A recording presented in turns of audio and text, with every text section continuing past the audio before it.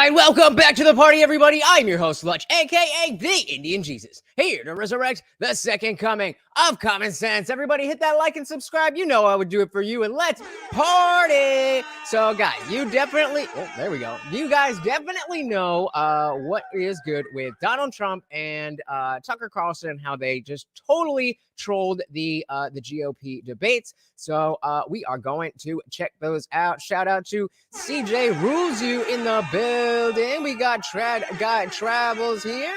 Welcome, welcome, welcome. Melted Mind Media. What's good? What's good? Yeah, I'm a little late. Every Monday, Wednesday, Friday, 8 p.m. Eastern, I am on the dot.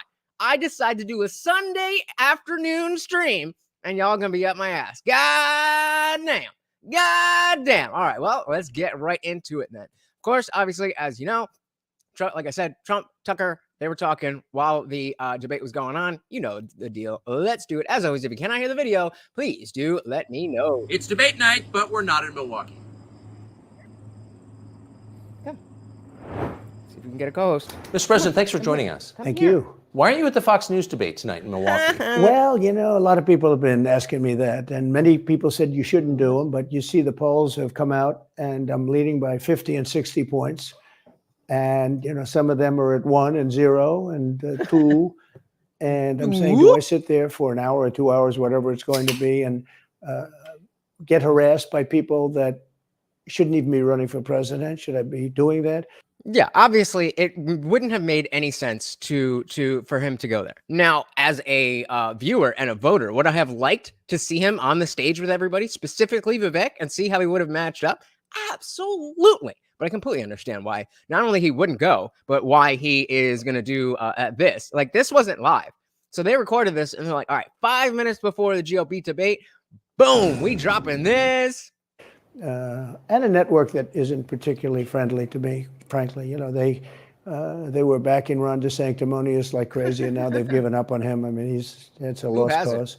It reminded me very much of 2016. You know, in 2016, I went through the same stuff and had to fight them all the way, and then they became very friendly after I won. That's a big part of, you know, how somebody like me, who was a never Trumper, got to the point of like, oh, okay, maybe they've been lying. Because even when you're trying to split your attention across the spectrum, and you don't realize that CNN, MSNBC, and Fox News is not the entire spectrum, that when they kind of switched up, then it's like, wait a minute, you guys were all about how terrible this guy was, yet here you are now, kind of saying, he's not so bad. And, it definitely allowed me to do that kind of shout out to a Trad Guy Travel said, no, I'm not that kind of Indian. I mean, you know what? Let's just leave that there. Shout out to Trad Guy Travels, another awesome YouTuber. Just dropped the link to his channel. Please go check him out. But yeah, that they, I mean, very clearly, they warmed up to Trump. And I don't see how they're going to not do that again. Just about when I was winning. But I just felt it would be more appropriate not to do the debate. I don't think it's right to do it. If you're leading by 50, 60, I have one poll, I'm leading by 70 points. And I'm saying, why am I doing it? Good and question. I'm going to have 8 people, 10 people, whoever made the debate. I don't know how many it is, but I'm going to have all these people screaming at me, shouting questions at me. All of which I love answering, I love doing, but it doesn't make sense to do them. So good line. I've taken a pass, as you probably noticed. Well, I did. I'm grateful that you did. It's interesting, though, because you spent a lot of your career. Hey, we got a co-host. You had a top show in television on NBC. But you don't feel the need now running for president to do television, obviously. Do you think television is declining? Well, according to a poll that I guess we just saw. Marty, you got to lay down. I need the mic here.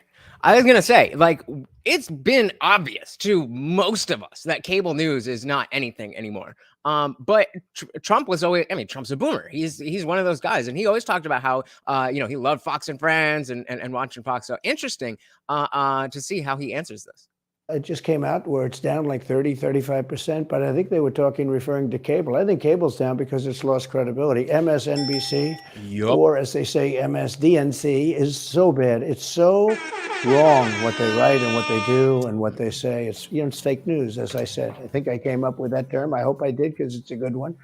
Did he come up with that term? I mean, he's certainly the one that popularized it, but I feel like I heard it before that. I don't know. Anybody remember? It's not tough enough anymore. It's corrupt news. Really what you do is call it corrupt news, but somehow that doesn't play as nicely, but it is corrupt news. So you have MSNBC and you have CNN, who's absolutely doing no ratings at all. I mean, they're dead. Not without but you, Trump. They're doing none because they don't have credibility. They really don't have credibility. Fox is way down, as you know. And the good old days are long ago. I will say this, it could come back, but they just don't have a lot of credibility, Tucker. You know that. Perhaps. The only way they come back is if Trump wins, and then they have to cover him again. And so that's interesting that he sees that. And obviously, he's on this show on Twitter or X instead of cable news. And again, I always like to frame, how are we, like, what is the frame, what is the lens through which we're watching this? We're not, you can just go watch this, on your own time and enjoy it if you want.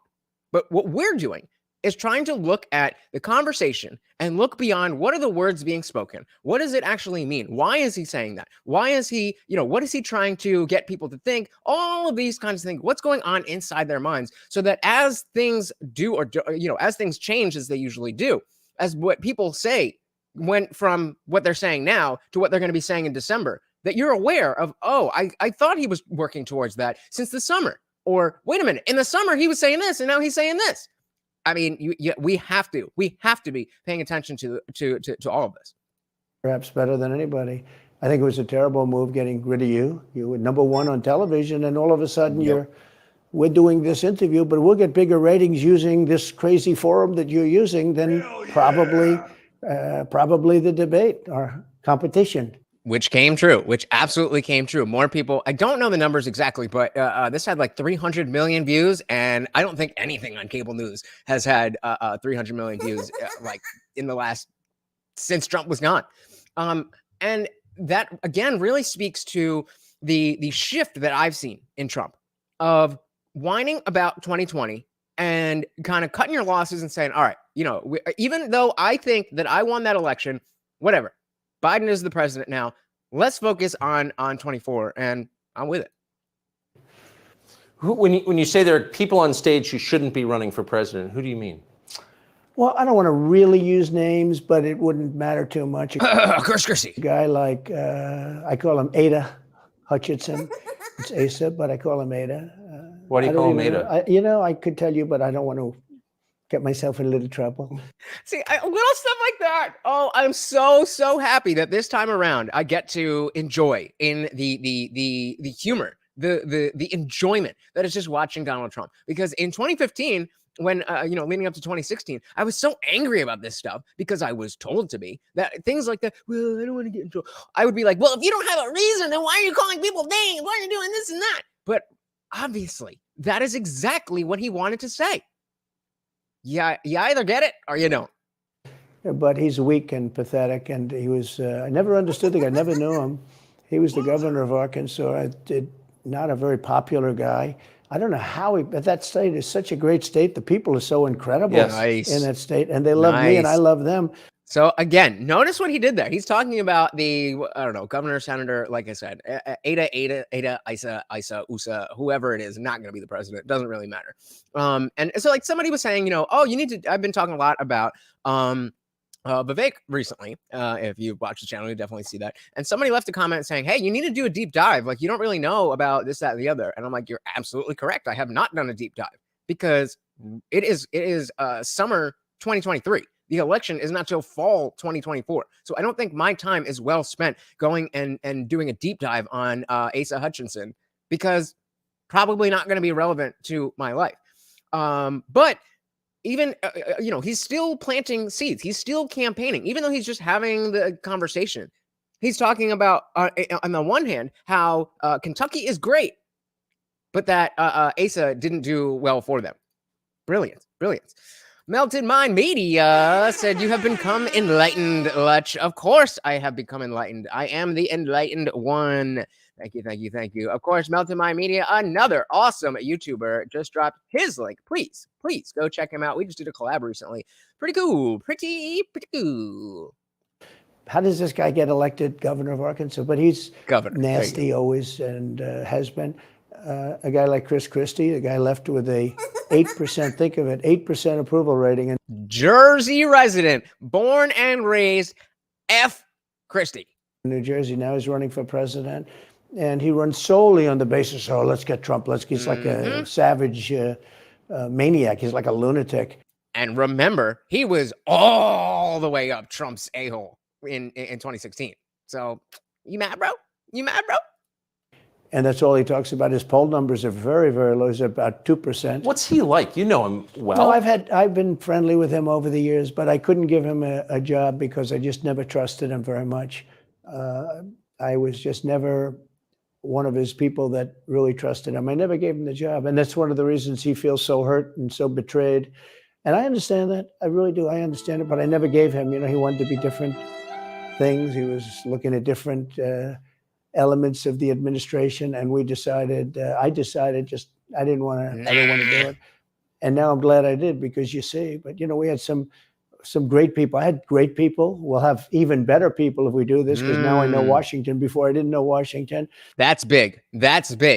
Before I didn't know Washington, being able to say that as Donald Trump, I didn't know before. But now we're going to have better people. That is a big thing to say. And especially, at this stage, this is the kind of things that we need to hear. So that brings me to our running poll right now. We have, will Trump haters, the haters of Trump, will they accept this version of Trump? So obviously, I put the poll up before we are watching this. And, I like to leave things open to interpretation. So replay gang, let me know in the comments below, do you think, will Trump haters accept this version of Trump, yes or no? But guys like Bill Barr were terrible. I mean, they were, I would say, Bushies. I say that with respect to the Bush family, but they were Bushies, and it doesn't work out for us. It was clear. Shout out to Jay Luty. Welcome to the party. Said you are based AF. Thank you. I try. This is kind of far Welcome afield, to but the it party, was brother. just interesting. I read Barr's account of his time. He wrote a book about it, right? His autobiography, and in it he lies about Jeffrey Epstein's death. Clearly lies. Jay asked a great question here. Said, I'm not American, but why do they act like Trump is as bad as Hitler or some dictators? Well, half of the people actually think that he is, but that's because the other half of the people want you to think that. They want their people who actually are as bad as dictators to dictate the government. And so we have this weird, I don't even know what you call it, this weird phenomenon, I guess you would call it, of the sides kind of projecting onto each other. And they both do it. But like the Democrats act like they are the party for the working man, where they're trying to get all student loans just, nano snapped out of existence. Who do you think is going to pay for that? And then you have the Republicans who, same thing. They're trying to act like they're for the working man, but it's the party of they're both the party of the elites. It's the uniparty. But I mean, the fact of the matter is they do this for propaganda. It's because he touches the hearts of so many people that they need to act like this, because otherwise people are going to like him. Hey, shout out to the Talking Shit podcast. Good friends of the channel. Let me drop that link as well. Shout out to Dr. Evil Genius and Captain Paul over there. Welcome to the party. Oh, we also got Doodad Attack in the building. Welcome, brother. Welcome.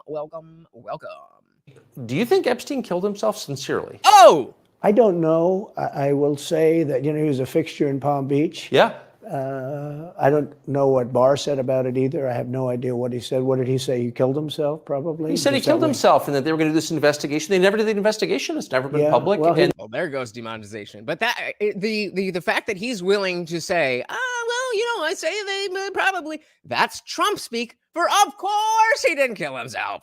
They hid it, and like, why are they doing that? He And didn't clearly do it. Barr knew, but why would Bill Barr be covering up the death of Jeffrey Epstein? Bill Barr didn't do an investigation on the election fraud either. Okay, he said he did, and he pretended he Right. did, but he didn't. McSwain, the U.S. attorney in Pennsylvania, Philadelphia, said Barr just wouldn't let him do it. It was crazy. Barr became so petrified, so frightened of being impeached. We're going to impeach him. I don't know if you remember it. Yeah. It's not a big moment in history. But that kind of brings up the question, like, all right, well, Bill Barr, you got some connections to Epstein Island? I mean, what other reason would you have to not want to do that? And I mean, the more reasonable answer is that somebody close to Bill Barr was on Epstein Island. But it's, again, look, you have to understand that, especially coming from somebody who thought that Trump was such a doting, dumb bimbo type of dude. What he's doing right now is surgical. He's saying exactly what he wants to say without having to say it. And that's what most politicians, specifically DeSantis, is unable to do, where he's able to say the things that he wants to say, but it's so out there and in your face and doesn't have any charisma that it's just like, we're going to bring back the American, blah, blah. And then his stupid line of, I will not let you down. Like, again, bro, I wasn't thinking that you were going to, but now that you mention it, I don't know. Jay says, your production is very well. I'm surprised you don't have more attention. I said, shit, me too, Jay, me too. Share the video, let them know. Let's get this party rocking. But thank you, Jay. I very much appreciate that. Jay's going to say, damn, they are always trying to give gotcha questions to Trump. I don't know, man. I don't know. I think it's the other way around. I think that was a softball because there's so many ways, because we obviously don't know the true definite answer of what exactly happened with Epstein. So there's a lot of room to kind of say something that doesn't sound crazy, that also kind of speaks to like, come on, we all know. So I don't know if that's a gotcha question. I would say the opposite.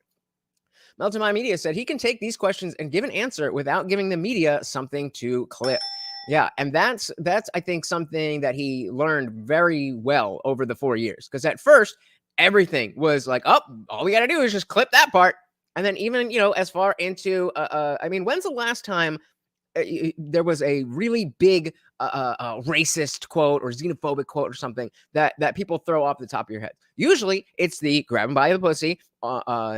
Mexicans, as they think Trump said, are all rapists and drug dealers. And the Muslim man? But like, no, the good people on both sides, even though he said not the white supremacists. So, but that was all earlier on. That was all like 2017, maybe 2018, if I'm remembering correctly. And it was since then he's like, oh, all right, I see what they're doing. The fake news is out here again. And so he's a lot more deliberate with what he says. And when you realize that he is being deliberate, but he comes off of being kind of aloof and kind of just, well, I don't know, probably, maybe. When he comes off that way, that's the brilliance of it.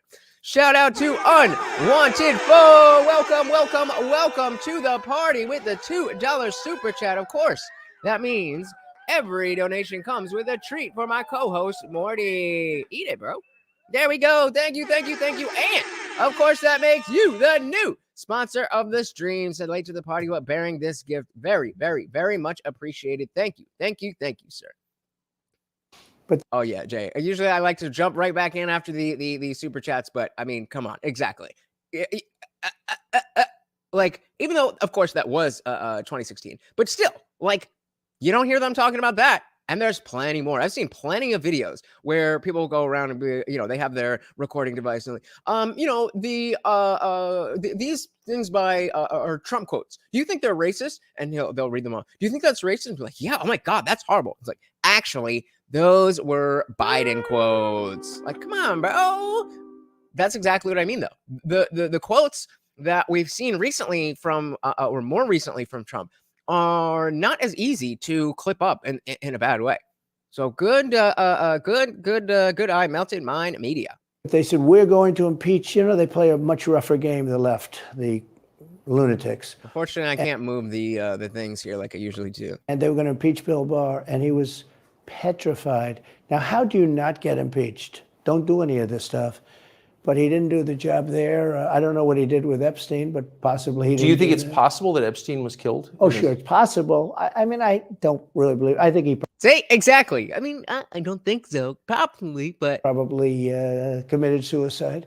He had a life with, beautiful homes and beautiful everything, and he all of a sudden he's incarcerated and not doing very well. I would say that he did, but there are those people. There are many people. I think you're one of them, right? But a lot of people think that he he's like, wait, I'm one of them. What do you want? Want of what? Want of what? was killed. Oh yeah, I think that. I thought you were gonna say I'm one of the ones who was on the island. Not me, bro. Not me. He knew a lot on a lot of people. He was killed. You think so? I think the closer you look, I'm not a conspiracy person at all. I believe everything I hear.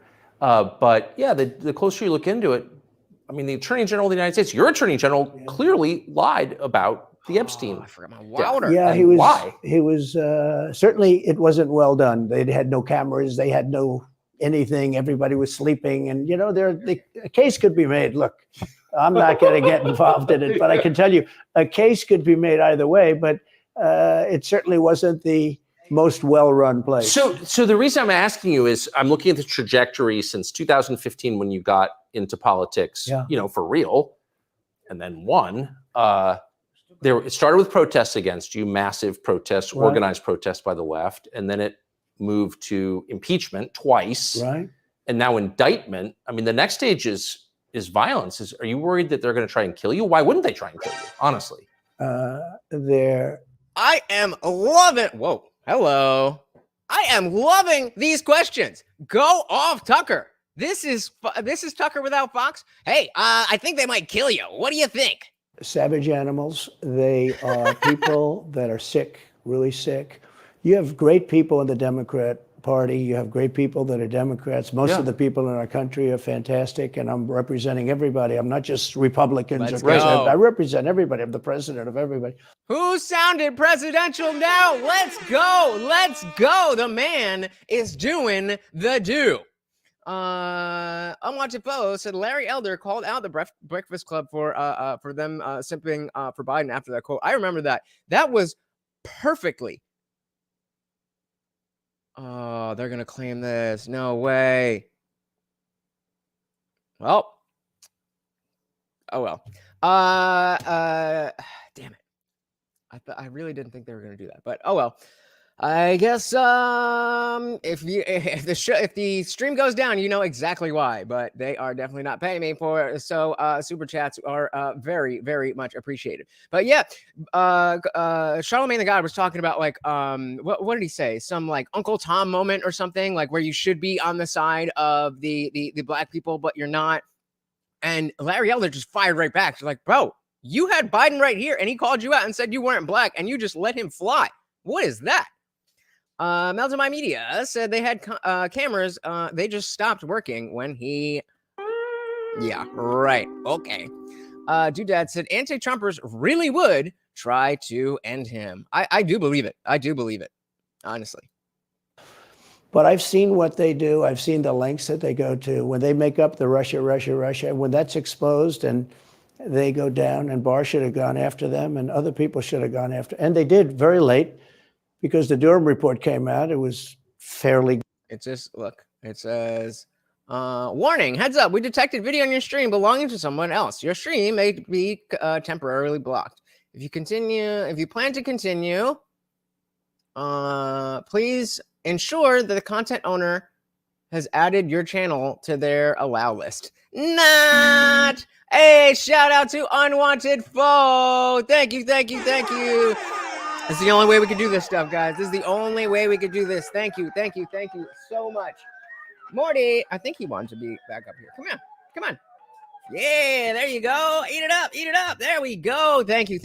I really, really do appreciate that. Thank you so much. Good. It could have been a lot tougher, I guess, but it was fairly good. But it explained how corrupt it was. I'll tell you who did a great job was the Inspector General Horowitz. He did a phenomenal report. You didn't have to go to do it. He did it on Comey and on, I guess, McCabe and some others. And it was a vicious, it was basically a true report, how bad they are. But these people are sick people. These are people that are I think they hate our country. You want to know the truth? Yep. When you see open borders, when you see these policies that they have. Yep, to him though. I mean, I agree with you, Mountain My Media, that people are trying to just put it up, as their own without adding any commentary. I am clearly adding commentary, but I wanted to yup what he was saying. So let's grab some of these comments and then run that back real quick. Dad said, "Who in their right mind would copy claim you? You are the best streamer." Oh, Dad. Thank you so much. I don't know if I'm the best, but I am certainly trying. All right, let's run this back a little bit and see what did we miss. But how bad they are. And they did very late because the Durham report came out. It was fairly good. It could have been a lot tougher, I guess, but it was fairly good. But it explained how. Did I go back or did I go forward? I think I went forward.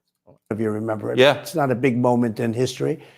And beautiful everything, and he all of a sudden he's incarcerated. And when you got into politics, for real, and then won, it started with protests against you, massive protests, organized protests by the left, and then it moved to impeachment twice, right? And now indictment. I mean, the next stage is violence. Are you worried that they're going to try and kill you? Why wouldn't they try and kill you? Honestly, they're savage animals. They are people that are sick, really sick. You have great people in the Democrat Party. You have great people that are Democrats. Most of the people in our country are fantastic, and I'm representing everybody. I'm not just Republicans or conservatives. I represent everybody. I'm the president of everybody. But I've seen what they do. I've seen the lengths that they go to when they make up the Russia. When that's exposed and they go down, and Barr should have gone after them, and other people should have gone after, and they did very late. Because conveniently late. As the Durham report came out, it was fairly good. It could have been a lot tougher, I guess, but it was fairly good. But it explained how corrupt it was. I'll tell you who did a great job was the Inspector General Horowitz. He did a phenomenal report. You didn't have to go to Durham. He did it on Comey and on, I guess, McCabe and some others. And it was a vicious, it was basically a true report. I'm not familiar with that one. Are you guys familiar with what he's talking about? How bad they are. But these people are sick people. These are people that I think they hate our country. You want to know the truth? No. When you see open borders, when you see these policies that they have, and so many other things, it's so sad to see.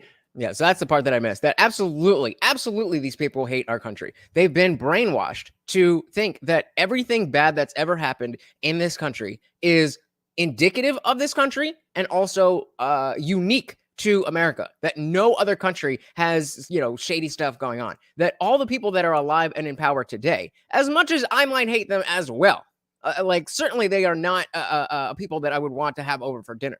But compared to the people who were in power in other places throughout history, I mean, we got it pretty good. But because we don't have it perfect, because we don't live in a utopia where everything is free and you still have to go to a job, not good enough. We have a country that's very fragile right now. I've never seen, I will say, look, I ran in 16, which was 15, but I ran in 16, election in 16, and there was tremendous spirit. In 20, there was even more spirit. We got millions and millions more votes. It wasn't even a contest. People said, well, what do you think of 20? I said, we did much better. We did. Yeah, I mean, second most votes of any president of all time. And, when you factor in the way that most of the Democrats voted, I would say it is fair to assume that had they not changed the rules, had they not changed the mail-in rules, that Donald Trump obviously would have won, but he would have also gotten the most votes in the history of any president. I mean, the number of votes that we got for the election were in 2020, record numbers, but that was because of the mail-in. I think either way, he would have broke records. Wanted Foe said, brainwashed to think their own nation flag is all sorts of ists and isms. Exactly. I mean, how did we get here? How could you think that this flag right here, this is our flag? I get it. You know what? I get it if you don't really care. Because especially when I was younger, I was like, it's a piece of cloth. Whatever, but it's what it represents. And the fact that we have so little that represents anything is all the more reason why this symbol of the American flag, the stars and stripes, are so important. Now, I was recently talking about, I think one of his quotes, one of his more recent quotes was something about along the lines of somebody should be arrested if they burn the flag or something. And my interpretation of it was him not saying, I think that is what should happen, but just, saying how terrible it is to, to burn the flag or to stamp on the flag or something. But that was just going back to our other point about, the bad sound bites. So far here, he is doing the damn thing. You got to base it on the number of votes. We got many more votes in 20 than we did in 16. But the election was rigged. It was a rigged election. And with COVID, they used COVID to cheat in a lot of different things. And we have so much on it. It's like so easy. But we had judges that didn't want to look. We had people didn't want to get involved. They would say, they called you, he's a conspiracy theorist if you say anything about the election. But I have never seen spirit like there is right now. Even coming down here, just the people on the road that are just absolutely going crazy. And the reason is, I think they like me, and I know they love my policies. I hope they like me too. A lot of people say they don't like me, but they like my policies. I think they like me. But I have never seen spirit like you, like Trump. It is right now. And the reason is because crooked Joe Biden is so bad. He's the worst president in the history of our country. That's not even like a crazy thing to say. Like, you would expect people on the right to say that regardless, because it's an election and it's politics and that's what you expect. But he really has been so bad. And not just because there was a lot of things that, like Trump could have done a lot better. I'm not here to simp for Trump at all. This will be my first time voting for him if I do vote for him. But I will do so proudly if I do. But the fact of the matter is, it's not a lot of the things that have been happening is not because Biden tried to do X, Y, and Z and it didn't work. It's been more that he's just not there. I mean, take the Hawaii quote. No comment. No comment. That's your job to comment, bro. What do you mean? Shout out to Splits in the building. Welcome, welcome, welcome. So I think no matter what Trump does, Trump haters will always hate Trump.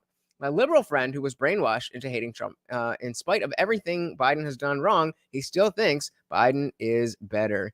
And yeah, you're definitely going to have those people. You're definitely going to have those people. But hey, I was a never Trumper. Go look at my Facebook posts from 2014, 2015, 2016, even up to 2017. Maybe even into 2018. I was one of those people. And, I know not everybody's as open-minded and smart and enlightened as Melted Mind Media says, as I am. But the fact of the matter is, there are people that we can win back over. There are people that we can win back over. And it's dependent on our values.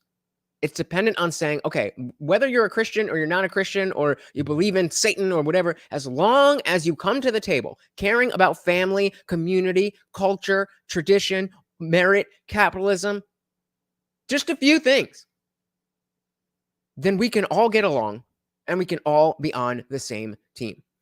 Welcome, Splits. Unwanted Foe says, for the poll, unless the people with TDS get treated by a good shrink, they won't ever be rational when they hear the word Trump. Yeah, so we ended that one. Will Trump haters accept this version of Trump? And 72% of you said no. And I'm tempted because so obviously this is a kind of a vague question. Will the Trump haters accept this version of Trump? Who are Trump haters? What are we counting as a hater? What do we accept? What does this version mean? And all that stuff. Purposely vague. But I think for the previous poll. But I think what I was really getting at is the difference between the bombastic Trump that we saw in mid 2015 and what we're seeing right now. This seems to be going over pretty well. And we have our current poll of halfway, or I meant a quarter way through. We're a quarter way through. Give Trump a score. And the options are 1, somewhere between 2 and 5, somewhere between 6 and 9, and 10. And so right now, nobody is given anything below a 6. We got 43% of you saying he is a 10 out of 10 on this. So, I mean, hey, he's doing the damn thing. Jay says Trump could cure cancer and they would somehow spin it. Some people just look for the negative no matter what. Yep, unfortunately true. Unfortunately true. I think he's going to make it to the gate, but Thank you, you know, Milt. you never know. But he's a corrupt person, so corrupt that I took the name off Hillary. You know, I don't do two people at one time. I took the crooked Hillary and I retired the name. That was a good day for her. I bet she was very happy. That was And a I good used it day for her. Joe because it's Crooked Joe. But Joe is really. But you don't think he's going to make it to November of 24? Well, I think he's worse. Make it like alive or make it in the race? Those are two very different. Well, maybe they're not two different questions, right? Try Guy Travels says, once a hater, always a hater. It's hard for people to come to terms with something or admit when they're wrong. It's much easier to double down. Yeah, and I you know, as much as I absolutely was one of these haters who, you know, came to terms with something and admitted that I was wrong, a lot of people aren't willing to. A lot of people aren't willing to. And so I just heard somebody, you know, saying that like, oh, after watching the GOP debates, that like, oh, okay, somebody on the left. Oh, okay, I see now that Vivek is the candidate. That if anybody is for Vivek, then I can just write you off. It's like, why is that? They're all pretty much saying essentially the same kind of things. But it's really just that you see that Vivek is connecting with people. But yes, I mean, I think you're right. Most people are probably never, ever, ever, ever going to accept Trump. To some extent, I do blame that on Trump not being what we would have accepted as presidential at the time. But on the other hand, if he was this toned down version, I don't know that he would have won the first time around. I think he needed to be that bull in a china shop. And now that he showed he has that capability, remember we talk about Jordan Peterson all the time saying that you have to understand the demon, the monster that's inside you, and be able to tame it. So if that's what's happening with our boy now, if that's what's happening with Trump, that he's learning how to tame the beast, we already know it's in there. And that is ideal. Unwanted Foe says to Jay, they blame him for causing the cancer so he could cure it. Bro, facts. Facts. They were like, he's doing it all for money. Shout out to Ayush in the building. Welcome, welcome, welcome to the party, brother. Ayush says Trump got proven right on the Rona death rate being less than 1%. But the lie by the CDC that it's 3.4%, perpetuated by the mainstream media and all Daily Show hosts, still lingers in the collective consciousness. He's public enemy number one still. Yeah. But this is where that road to change those people's minds, this is where that begins. And again, so far, we are split 50-50 on whether he is a 10 out of 10 or slightly below. But everybody here thinks that he is above at least average on this. So we're trending in the right direction. Think of how much momentum was behind Ron DeSantis before his Twitter announcement. You know, the good one. Think about how promising DeSantis was. And then in an instant, things changed. Things changed hard and bad for Ron. And yeah, I mean, it's just I'm a little bit hopeful. I'm hopeful. He's definitely a different guy than he was in 2015. I think Biden has been bad enough that there's enough people that are willing to say, all right, let's just see. I'm going to watch this and see. And I'm going to keep an open mind and see what he has to say. And if they actually come to the table with an open mind, he's not saying anything bombastic at all. Shout out to Nick. Welcome to the party. Nick, how are you doing, brother? Hope everyone is doing awesome today. Hope you are as well. Mentally than he is physically. And physically, he's not exactly a triathlete or any kind of an athlete. You look at him, he can't walk to the helicopter. He walks. He can't lift it. He falls up the stairs. Hey, we got M169 in the building. Welcome to the party. She says mainstream media proved that they could break people via the Rona. It's going to take a lot of work to break through the fear. Yep, and we already have talks from all over the place. I'm pretty sure it's stemming from Alex Jones, so take that with a grain of salt. But he was right the first time. That they're trying to by this winter start bringing back masks and lockdowns and all that kind of stuff. Welcome to the party, M169. Dude at text says, bro, we all know, we're going to rate him as a 1. Oh, Biden? Yeah. Melted My Mean is saying, do a poll in Biden in the same style. So, I mean, exactly. You got it. His feet out of the grass. It's only 2 inches at the White House, right? That's not a lot. But you watch him, and it looks like he's walking on toothpicks. And then you see him on the beach where he can't lift a chair. Those chairs are meant to be light, right? They're like 2 ounces. You lift them up. He can't lift the chair. He can't walk to the chair. And I don't know what they're doing with the beach. This beach is seeming to play a big role, but the beach is playing a big role. I think that's a call out on vacation time. I think it's somewhere. I want to say that I saw 60% somewhere. I want to say that I saw that. I don't want to be misquoted. So let's just say around half of the time that he's been in office, he's been on vacation.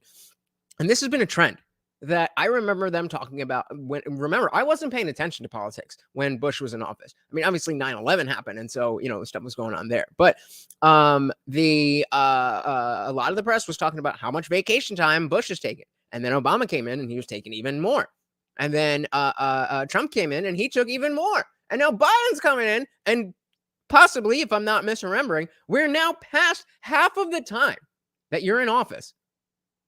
You're not in office. What are you doing? I mean, we knew that you're a puppet candidate, but at least try. What 40% on vacancy. So I mean, yeah, that's 60% of 40% on vacancy. Yeah.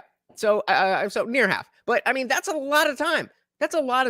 And then when you are in office, when you are at work, you're rambling on stage, you're lying about your past, you're giving no comments. Come on.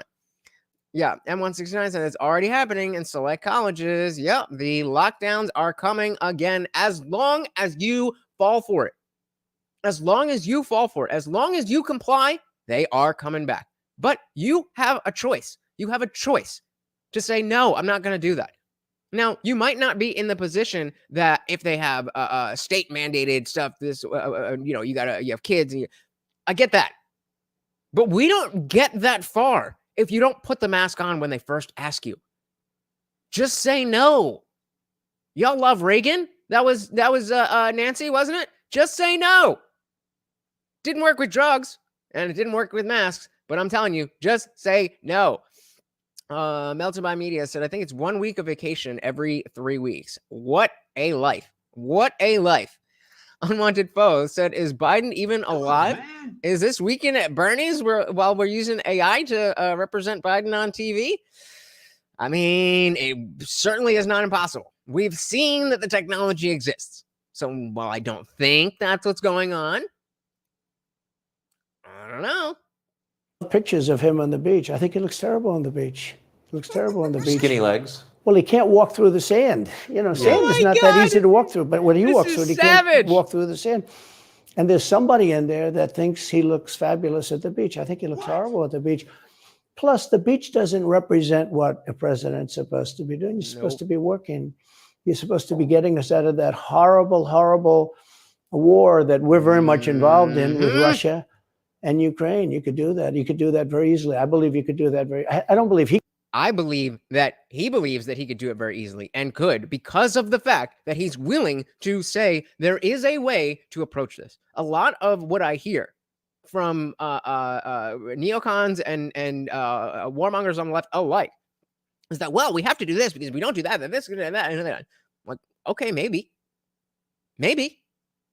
But is that worth bringing us into World War III? Maybe. Just maybe. Let's try something else, some sanctions or whatever. And of course, we're already way far down that road now. But again, I mean, he got us out of Afghanistan, which would have gone somewhat better. I don't know how much better, but it would have gone better under Trump than it did under Biden. So, I mean, why not? Dude Attack says, I mean, AI is pretty good. We have all seen Trump, Obama, and Biden playing Minecraft. Yeah, well, I haven't seen those ones specifically, but I've definitely seen deepfakes of all three. And I will be amazed. If deepfakes do not play a role in this campaign. We already have DeSantis putting out a fake AI art with Fauci and Trump hugging. What is going on with my camera? So yeah, expect more. Expect more. Unwanted Foe said, if we get more involved, China will inevitably do the same. Makes sense, right? I mean, like, why wouldn't that be the case? Why wouldn't that be the case? Unwanted Foe goes on to say, once that happens, the gloves are off and ish will get real. Get ready, guys. Get ready. I think we're already, I think this is inevitable at this point. I mean, I think we're already there. Like, obviously China isn't sending bombs over it, but I think we're past the point of no return. What are you going to do? He could do it because he's just incompetent. But that's a war that should end immediately, not because of one side or the other, because hundreds of thousands of people are being killed. Can you imagine you're in an apartment house and rockets are going into that building and blowing it up and knocking it down? No, I can't.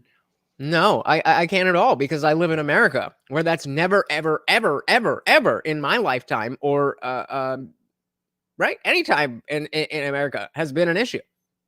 Right? Have we ever had missiles being fired at the continental United States? I don't think so, right? We had Pearl Harbor, but so literally no, I cannot. That's how amazing this country is. Yet the people who are against this man hate the country. What would you like instead? What would you like instead? Split says, I think this election will be even crazier than 2016 and 2020. I think you are right, sir. I think you are right. With Trump having that chip on his shoulder, everything that was going wild in 2016 and 2020, it's all there. It's right at the front, and he is ready for that revenge. Trump's revenge. Yeah, that's what I thought. I mean, we have a beautiful luxury of never having to know what that is like. But you got to go to work sometimes. So America bad, right? Who can, why should anybody, human beings, these are human, whether they're Russian or Ukrainian or whatever they are, it's got to be stopped. And it can be stopped very easily. It would have never started if I were president. It would have never started. Very easily, he said. So back to Biden, I'm interested. So you think he's failing? He obviously is failing. I think it's clear to everybody. But that would make Kamala Harris the candidate? Well, not really. I mean, I guess they'd have maybe a free-for-all. A lot of people say she has to remain for certain reasons, the candidate. She has to. She has to. Does she, though? Does she, though? I'm going to say no. So Mountain Mind Media says 9/11 kinda. Yeah, I was specifically talking. I'll count that because I was thinking. I was thinking kind of in the context of being attacked. And obviously those weren't bombs in that sense. But yes, I mean, okay, fair enough. And I was alive. I was only 12 years old. But good call. Good call. I don't think that's true. Actually, I don't think that other people would stand for it. She has some bad moments. Her moments are almost as bad as his. I think his are worse, actually. Yeah. We're at war, okay? And when we are at war, okay, listen. Ukraine is a country, and Russia is a bigger country. So when a big country, like, bruh, I don't even. I was gonna say something I'm not allowed to say on YouTube. So definitely join the Discord if you want to hear that one. I'm gonna post it there right now. Yeah, but she seems pretty senile too. She speaks in rhyme. It's weird. It's weird, but she has bad moments. And in rhyme? What do you? Well, the way she talks, the bus will go here, and then the bus will go there because that's what buses do. Oh my God! I wish we watched this live. Oh, I wish we could have all watched this live together. Oh man, I'm having so much fun. Shout out to you guys. I'm having so much fun. It's weird. The whole thing is weird. This weird. Is not a president of the United States future. And I think they probably have some kind of a primary and other people will get involved. Newsom, right? I mean, could be. I mean, I always got along well with him, believe it or not, but could be him, could be somebody else. He's got a big load on his shoulders because you look at California, what's happened. He's got a big load on his shoulders. But I don't know if the American people really, the people that vote for him, I don't even know if they care. You know, you look at so many of the things that are going on, and people don't seem to be. In the old days, if you had a bad record, it meant a lot. Today, if you have a bad record, it doesn't really mean anything. You know, he looks good. He's a nice looking guy, speaks well. But Biden, every time you watch him talking, it's like he's walking on eggs. You're waiting for him. He's walking on eggs.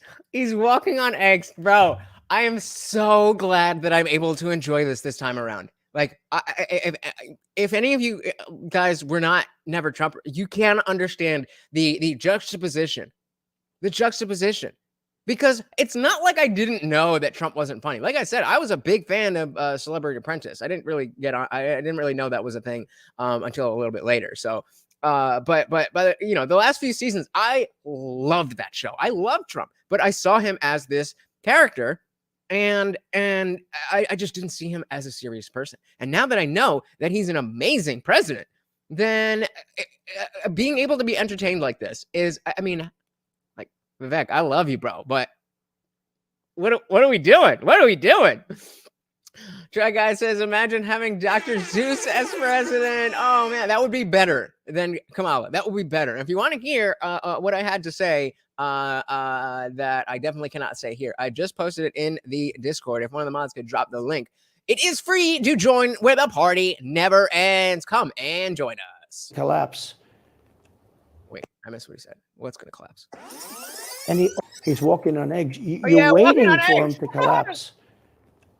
And he almost always does. And I got to know the leaders of all of the countries, essentially, but the big ones.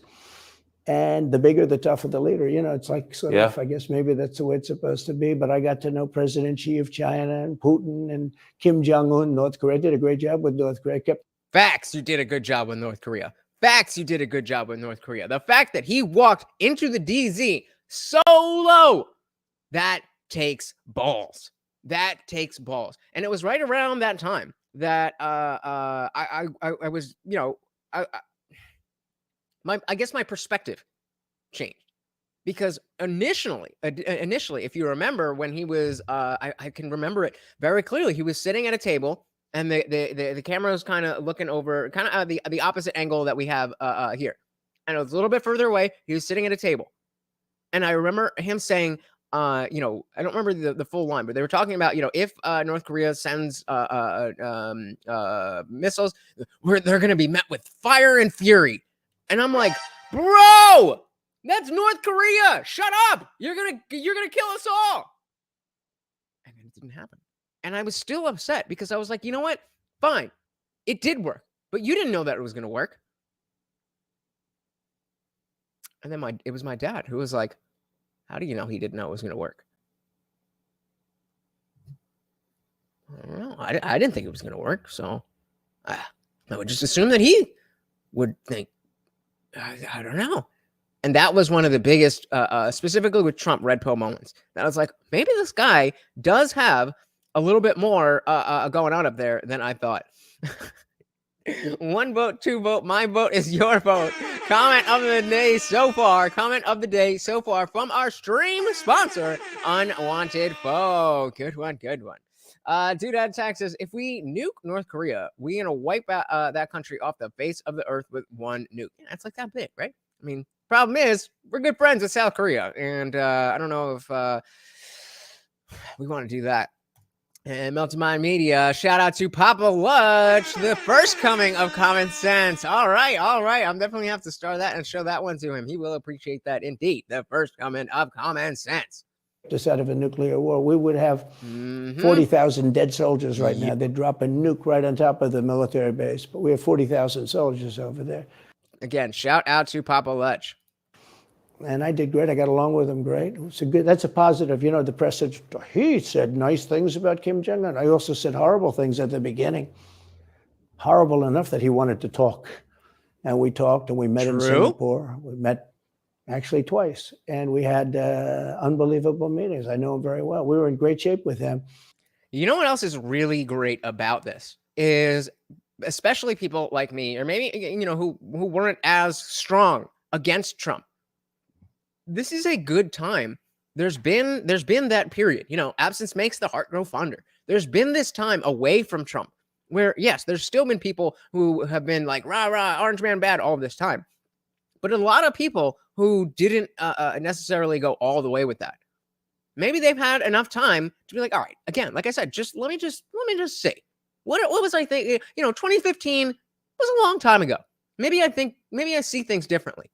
If this is the first thing they watch with an open mind about Trump, you're going to tell me that's not going to change minds? You're going to tell me that's not going to change minds when all they think of, grab them by the pussy, Mexicans are arpists, oh, they're all drug dealers, all that, there's both people on great sides, I'm the best, I have the best words. That's what's in their head. And they haven't taken Trump seriously for the last however many years. I mean, give me a number, give me a percentage. What percentage of the American population would you think is eligible for what I'm talking about? That they don't like Trump. They not that they don't care. They don't like Trump. But it's been enough time that they're willing to watch this and maybe not even agree with what he's saying and be like, "Yep, I was right. He's an a-hole." But what percentage of people do you think actually would be willing to watch this with a fresh set of eyes?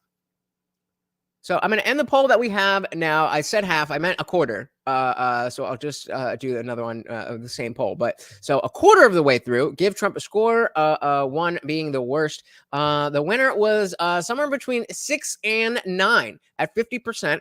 And then 10 out of 10 came in second. And nobody, 0 people said 1 out of 10. So, I mean, we're liking it. And we want him to win. So we are, I don't know about you guys, but I am definitely in the position of saying, if he's saying stuff that's going to hurt him, be like, yo, shut up. Don't do that. I want you to win. But so far, I've been having a blast. Only if they process what Trump is saying, true. But that's what I'm saying. They're willing to go in and say, okay, I've had this opinion of Trump before, but let's just test that and see if I'm wrong. So, yeah, I guess if they process. So it's the thing that I'm talking about with like, oh, maybe, probably, I don't know, with the Epstein thing. Are they going to process the way that I see like, oh, that's what I was wrong about before? Good point. And 169 said, I think there's enough to win over. I agree. Oh, but Ayush doesn't. He says, no, it won't. They are taking it as a softball mushy interview. Tucker and Trump are both cut from the same cloth, according to them. That's a good point. That is a good point. But again, this is only the first thing. So if he can keep this up, be the same charismatic guy with his friend as they see it, and then he goes into hostile territory and he can handle himself well and show a little bit of that fire but also show that he can be presidential. That's the way he has to do it. That's the only way to do it. Jay said, why is it such a hot take to give Trump some credit? Like, why do they hate him so much? Brainwashing. Because they said orange man bad. That's why that's a meme, is because it is what it is. They don't have reasons. They just said, oh, he speaks brashly, and I don't like the things that he's saying, and I don't understand what he actually means, so I'm misinterpreting what he's saying, because the people on TV who also hate him are purposely misinterpreting what he's saying and telling me that he means something that he doesn't mean. This is the game of politics. Oh, Jay, you have a rabbit hole to go down. You need to Google Jeffrey Epstein. So long story short is I think he was a real estate guy. I don't know. He a guy with a bunch of money, bought an island, was friends with all the yuckity-yucks, all throughout politics and Hollywood and all this stuff. And we have proof that him and Ghislaine Maxwell, I'm sure you've heard that name as well. She was his bottom bitch, basically. And they would bring people like Prince Andrew to that island to do bad things to underage people and then take pictures of it so that he could lord it over them and, do what they do. So yeah, that's a whole rabbit hole that you need to go down. But he was a bad guy. And then, he got arrested and he was in jail and everything. And mysteriously, he got killed. And he definitely didn't end himself. But the cameras just happened not to work, and the security guards just happened to be asleep. There's just a lot of shady stuff going on there. Hey, shout out to Dan Jensen. Welcome to the party. Dan says puppy time, and I oblige. Puppy time indeed. Get it. Yummy. Thank you so much, and welcome to the party. Good to see you, brother. Good to see you. Hopefully you don't have to work, right? Hopefully. Cooking dinner. That's better than working. What you cooking? Make me some. I'm hungry as hell. Welcome to the party, brother. Melton My Media said he made all of his money from the guy who owns Victoria's Secret. Didn't know that.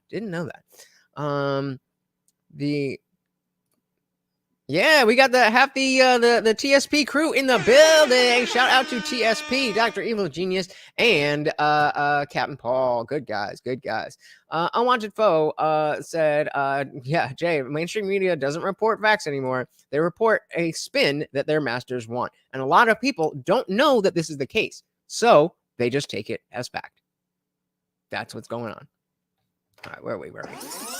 It was about Kim Jong-un. I also said horrible things at the beginning. Horrible enough that he wanted to talk. And we talked, and we met in Singapore. Mm-hmm. We met actually twice. And we had unbelievable meetings. I know him very well. We were in great shape with him. What do you think he and Xi and Putin think of Biden? I think... Before we get to that, that's a good point Ayush brings up. It says, from the day he campaigned, he's been public enemy number one. The establishment went hard to destroy him. Racist, sexist, crook, joker, criminal, even Hitler. And now they've run out of insults. And that's a great thing because they're going to try to throw the same insults again. And it will work on a lot of people. They just want to hear all these ists and exists. They want to hear all of that stuff. They eat it up. Of course, Trump is so bad. Blah, blah, blah, blah. They want to hear that. But I'm saying, I think there is going to be a lot more people than we expect who are like, wait a minute. You said that last time. And my life was definitely better before in 2019 than it was in 2023. I'm just saying. Nick, can't put that up, but you know exactly right. Yeah, I got you. I gotcha. All right. I think they can't believe it. I think they probably say this is some kind of a system. They had great respect for our country. They respected me. They had great respect for our country when I was there. Every one of them. Look, if you go to North Korea, you take a look at what happened. The Olympics was dead. South Korea spent billions on the Olympics. Nobody was going to go. They didn't want to get blown up. They called me and they said, we are going to let the Olympics proceed. This is North Korea. I said, you should go into the Olympics. Put your athletes in. It wasn't like, they were big on athletes because, because they don't have food. Famine. But they went in. Yep. There we go. They actually participated. And within about 2 days, the entire thing was sold out. And if it wasn't me, that would have never happened. But I got along very well with him, and that's a positive thing. He does have massive nuclear power, by the way. And if Hillary would have gotten in, or if the Obama thought process continued, it would have been a nuclear war, absolutely, with North Korea. He was expecting to go into a war, and it would have been a nuclear war. I said, shit, me too. That's why I was so mad at you, Trump. But little did I know, you might be a little bit smarter than you come off. And that in and of itself might be on purpose. Better to be underestimated. So do you think the rest of the world looks on at Biden and thinks someone else has got to be running the government? Well, somebody else has to be. Obviously. Not even Democrats think that Biden is actually running the country. Some do, but they're stupid. I don't think he's capable of doing anything. Look, when I debated him, I said, how come, and this was in front of Sleepy probably Joe. Not a friend of yours, Chris Wallace. He was the moderator. Not a friend. Sleepy Joe. Okay, he can't do anything. And he was right. Meldum High Media said North Korean athletes could have been used in the javelin throw as the javelin. Nick says, yeah, his only vice is McDonald's. Well, I don't know if you guys have heard the, I guess, rumor or theory, but he likes to go to these fast food places because he doesn't trust that he doesn't trust food. So he'll go in and he'll order something that they have to make on the spot, and he's watching them make it. That's why he eats a lot of McDonald's and KFC and stuff. That's what I heard. I don't know. Unwanted Foe said, hypothetical. North Korea is about to launch a nuke. Who do you send to stop him? 1, Trump, or 2, Dennis Rodman? I mean, you got to go with Trump, right? You got to go with Trump. Trump has that. I mean, Dennis Rodman and Kim Jong-un are buddies, but that's a different relationship. Trump made Kim Jong-un his bitch. Not that bad, but we will meet you with fire and fury. And then you don't do what you said you were going to do. I mean, beta. That's what it is. You said Trump's game theory is you don't know who I am, and he pulls it off perfectly. Absolutely. Well said, sir. That is something that so many people, including myself, just did not understand. And it's impossible to get past if you're not willing to accept that. No, he knows what he's doing, which is very hard to accept. Trust me. I pushed back on it for a long time. But you can only, as Temple will say, you can only step on a banana peel and end up doing a perfect backflip. You can only do that so many times. And he's done it enough to convince me that the man can do a backflip whenever he wants, banana peel or not. I said, why is it he wants to be Mike, but he doesn't have the talent? It's one of those bitchy little man. He wanted to be his father, but he didn't have the talent of his father was great. His father, a little fussy man. His father interviewed me in 60 minutes. God. It was actually a 10. Can you believe it? I totally. His father had talent, at least. I may have been the only guy that he gave a good 60 minutes to. He was rough. Really? His father was tough. He was great, though. He was great at what he did. But Chris Wallace was so upset. He was guarding this guy who wouldn't do a show, by the way. He wouldn't do. I figured. I didn't mind Chris Wallace because Biden wouldn't do a show. And it was very obvious. He kept asking him, but he wouldn't do the show. So I figured he's got to like me. But he came from a different planet. A different planet. He came from a different planet. Milton said, Tucker's having so much fun. Bro, so am I. Put a 1 in the chat if you are having fun with this. I am so glad that I decided to do this because I put it up to a vote on the community tab. I put it up to a vote whether you guys wanted me to cover the debates or this for, what day is it? I don't know. Friday show. And you said the debates, so we went with the debates. And I'm kind of glad that we have this like one-off thing here to do. We got a 1 from Melted Mind Media. We got a 1 from Unwanted Foe. Yeah, I am having a blast. I am so glad that this is on right now. Like, let's go, Trump. Let's go. MAGA all day. M169 said, my sister was convinced Trump was going to get us into a nuclear war with North Korea. Again, I said shit. Me too.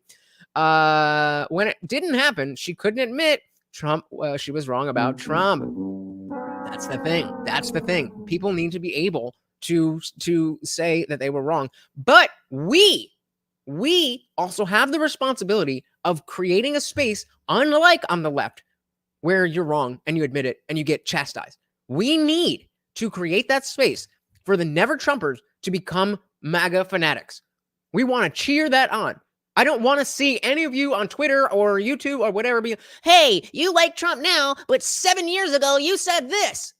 Shut up. Nah. Trump is what's good for the country.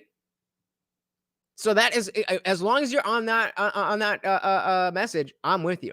Shout out to Dennis Whipple. Welcome to the party. Said 1, agreed.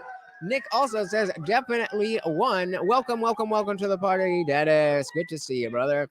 Ayush says, I didn't like when Tucker asked leading questions. It's a good thing Trump's on the other side. Well, I mean, that's Tucker, right? And part of what Tucker's job is to do is not simply to get the information. It's to pose these types of questions to see how do these people act under pressure. And how many people would fold at some of these hard questions like, do you think Epstein deleted himself? Like, a lot of them would just fold because I know what I'm supposed to say, but that ain't Trump, baby. That ain't Trump. But remember when I asked the question, why is it that the mayor of Moscow's wife is allowed to give you $3.5 million? Don't forget, that was brought up. Now it's brought up all the time, but that was brought up by me long before anyone ever heard of it. I said, the mayor of Moscow's wife giving you $3.5 million. What did you do to deserve $3.5 million? Not a Goodbye. And Chris Wallace thing. said, this has nothing to do with the debate. I mean, he got in the way of the question. No, well, it was crazy. And I said, well, wait a minute. He got $3.5 million from the mayor of Moscow's wife. Now, people forget that, but if you go back and take a look, you will see. And Chris Wallace didn't want me to ask that question. I said, I think it's a very appropriate question. It turned out to be much more appropriate than people thought. Oh, amazing. Quid pro quo. Come on, man. So do you have a preference in, assuming you're the Republican nominee and all goes as you plan it to go, do you have a preference in who you run against?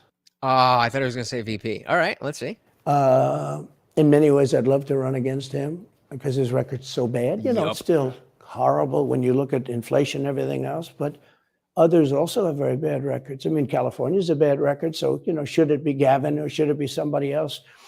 When I look at San Francisco, what's happened to that incredible city? That was one of the greatest cities in the world just a short while ago, and now it's very sad when you look at it. Los Angeles. And we've done some videos on what's going on in San Francisco, what's going on in a lot of these major cities with, you know, the homeless encampments, the shoplifting, all that kind of stuff. It's really, really bad. So actually, I have another poll for you guys. Who? So let's. It doesn't really take out who you think is going to be on the Republican side. Let's just assume whoever is best for the chances of the Republicans winning, whether that is Trump, whether that is Vivek, whether that is Ron, whoever it is. Let's say the best Republican with the best chance of winning is in, whoever that may be. They are the nomination. Who would you want on the blue team? You spell blue. Let's do Biden, Newsom, or all right, let me know what you got to say. Nick says, we are not stupid. I welcome anyone to the Republican Party. No time for the blame game. That's what we need. That's what we need.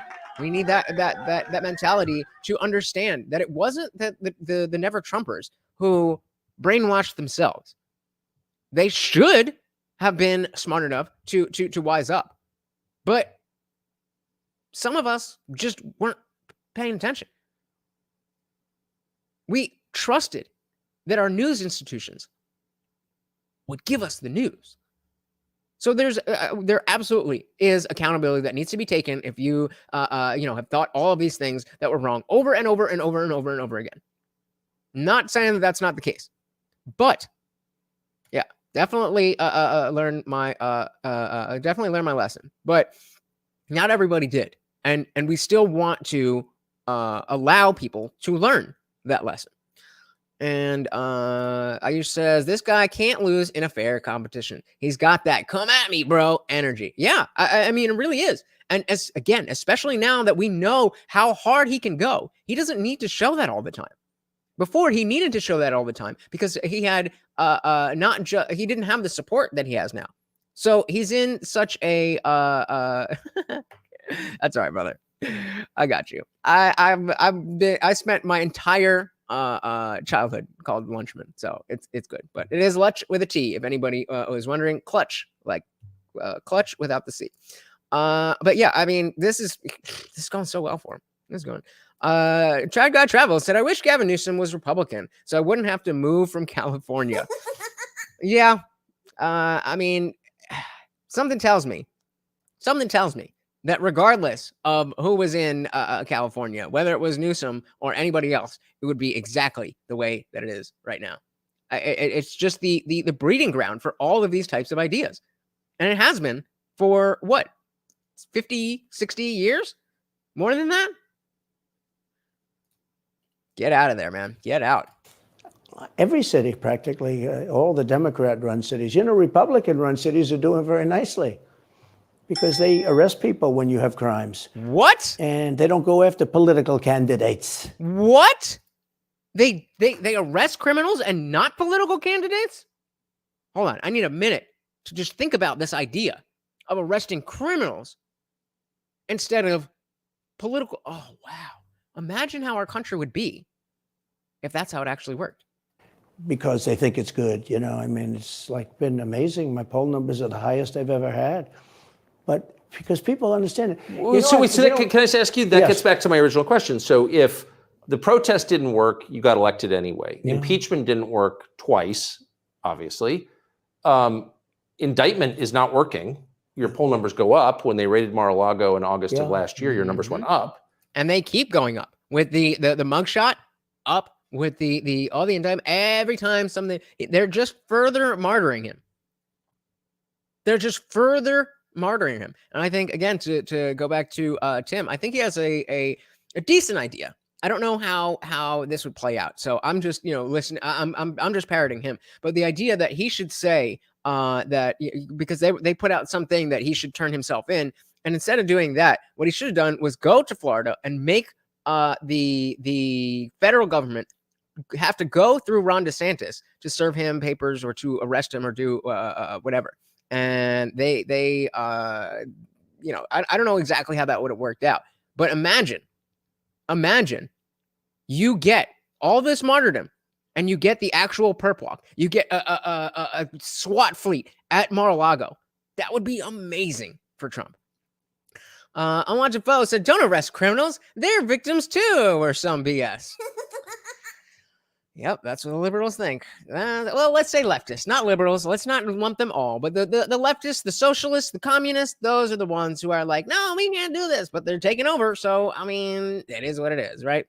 I said, well, then what's the CIA's argument against terrorists? Whatever they need it to be. Whatever they need it to be. Yeah, all criminals are Latin. But Melton Media says the mugshot kind of mid. What? What you mean? What you mean? First of all, it's a mugshot. So number one, what did you expect him to do with it? Number two, using that as your return to Twitter so that it can't be turned around and spun against you. How is that kind of mid? Your take is kind of mid, bitch. Nah, that was chef's kiss. That's exactly how he should have handled that. Nick says, as long as people come around and you have you have the integrity to say, I made a mistake. I can only have respect for that. Not enough can do that. Respect to all able to change their minds. Yeah. I mean, it's a big thing. It's hard to and I mean, it's harder when you are, the more public facing you are, the harder it gets. So, if you're, I got 15, 16 of you guys, shout out to Facebook and Twitch. What is good? I got 16 of you guys watching me right now. For me to say I was wrong about something is a little bit more than for you to just kind of tell your friends, whatever. And that's like your friends and like me right here, just because I'm in front of this. We're talking about people who are in politics saying, oh, no, I was wrong about Trump for the last 7-8 years. That is going to take a lot. And then especially the activists on the voter side and people who have been firebombing, people who have been doing all kinds of crazy illegal things to be like, whoops, didn't mean to. Like, that's a big uphill battle. Melton Media said, yes, he handled the mugshot on Twitter, right, but he should have been smiling or looking smug. Nope, I think it was perfect. I mean, you're fair to have your opinion, but I think it was perfect. So let's do that, and let's make that a poll. Interesting. So of our poll, who would you want on the blue team? Assuming the best person for the Republicans, whoever that may be, is the nominee. Would it be Biden, Newsom, or RFK Jr.? And we are tied right now. 43% for Newsom and 43% for RFK. So I'm interested in, and I'm going to drop the link a little later. I'm very interested in what you guys have to say about this, because I would assume now it's perfectly evened up at 33%. And that doesn't help me at all. But I'm curious because I'm amazed that any of you would say RFK. Like, that would make it a lot harder, I would think, unless you think that would make it easier. So that's why I'm going to drop the link when we get near the end of this, because we have a lot to talk about. Ayush said that was B Rabbit type of owning it. He's playing the media like a flute. B Rabbit, exactly. I wish I had remembered some lines from that thing, but shout out to Eminem. Try Guy Travel said people have too much ego to admit they were wrong. Bingo. Unfortunately. Yeah, I mean, well, that's what a lot of the lawyers are doing, and people are talking like, well, they're shoving it to the system because they're smart. A lot of people smile in their mugshot. It's just an ugly photo. It doesn't mean anything. I don't know. I think putting any weight into that and ignoring the fact that he used the mugshot to make his return to Twitter, I think, like, how do you handle that better? How do you handle that better? Melton Media said Newsom has the least chance of winning.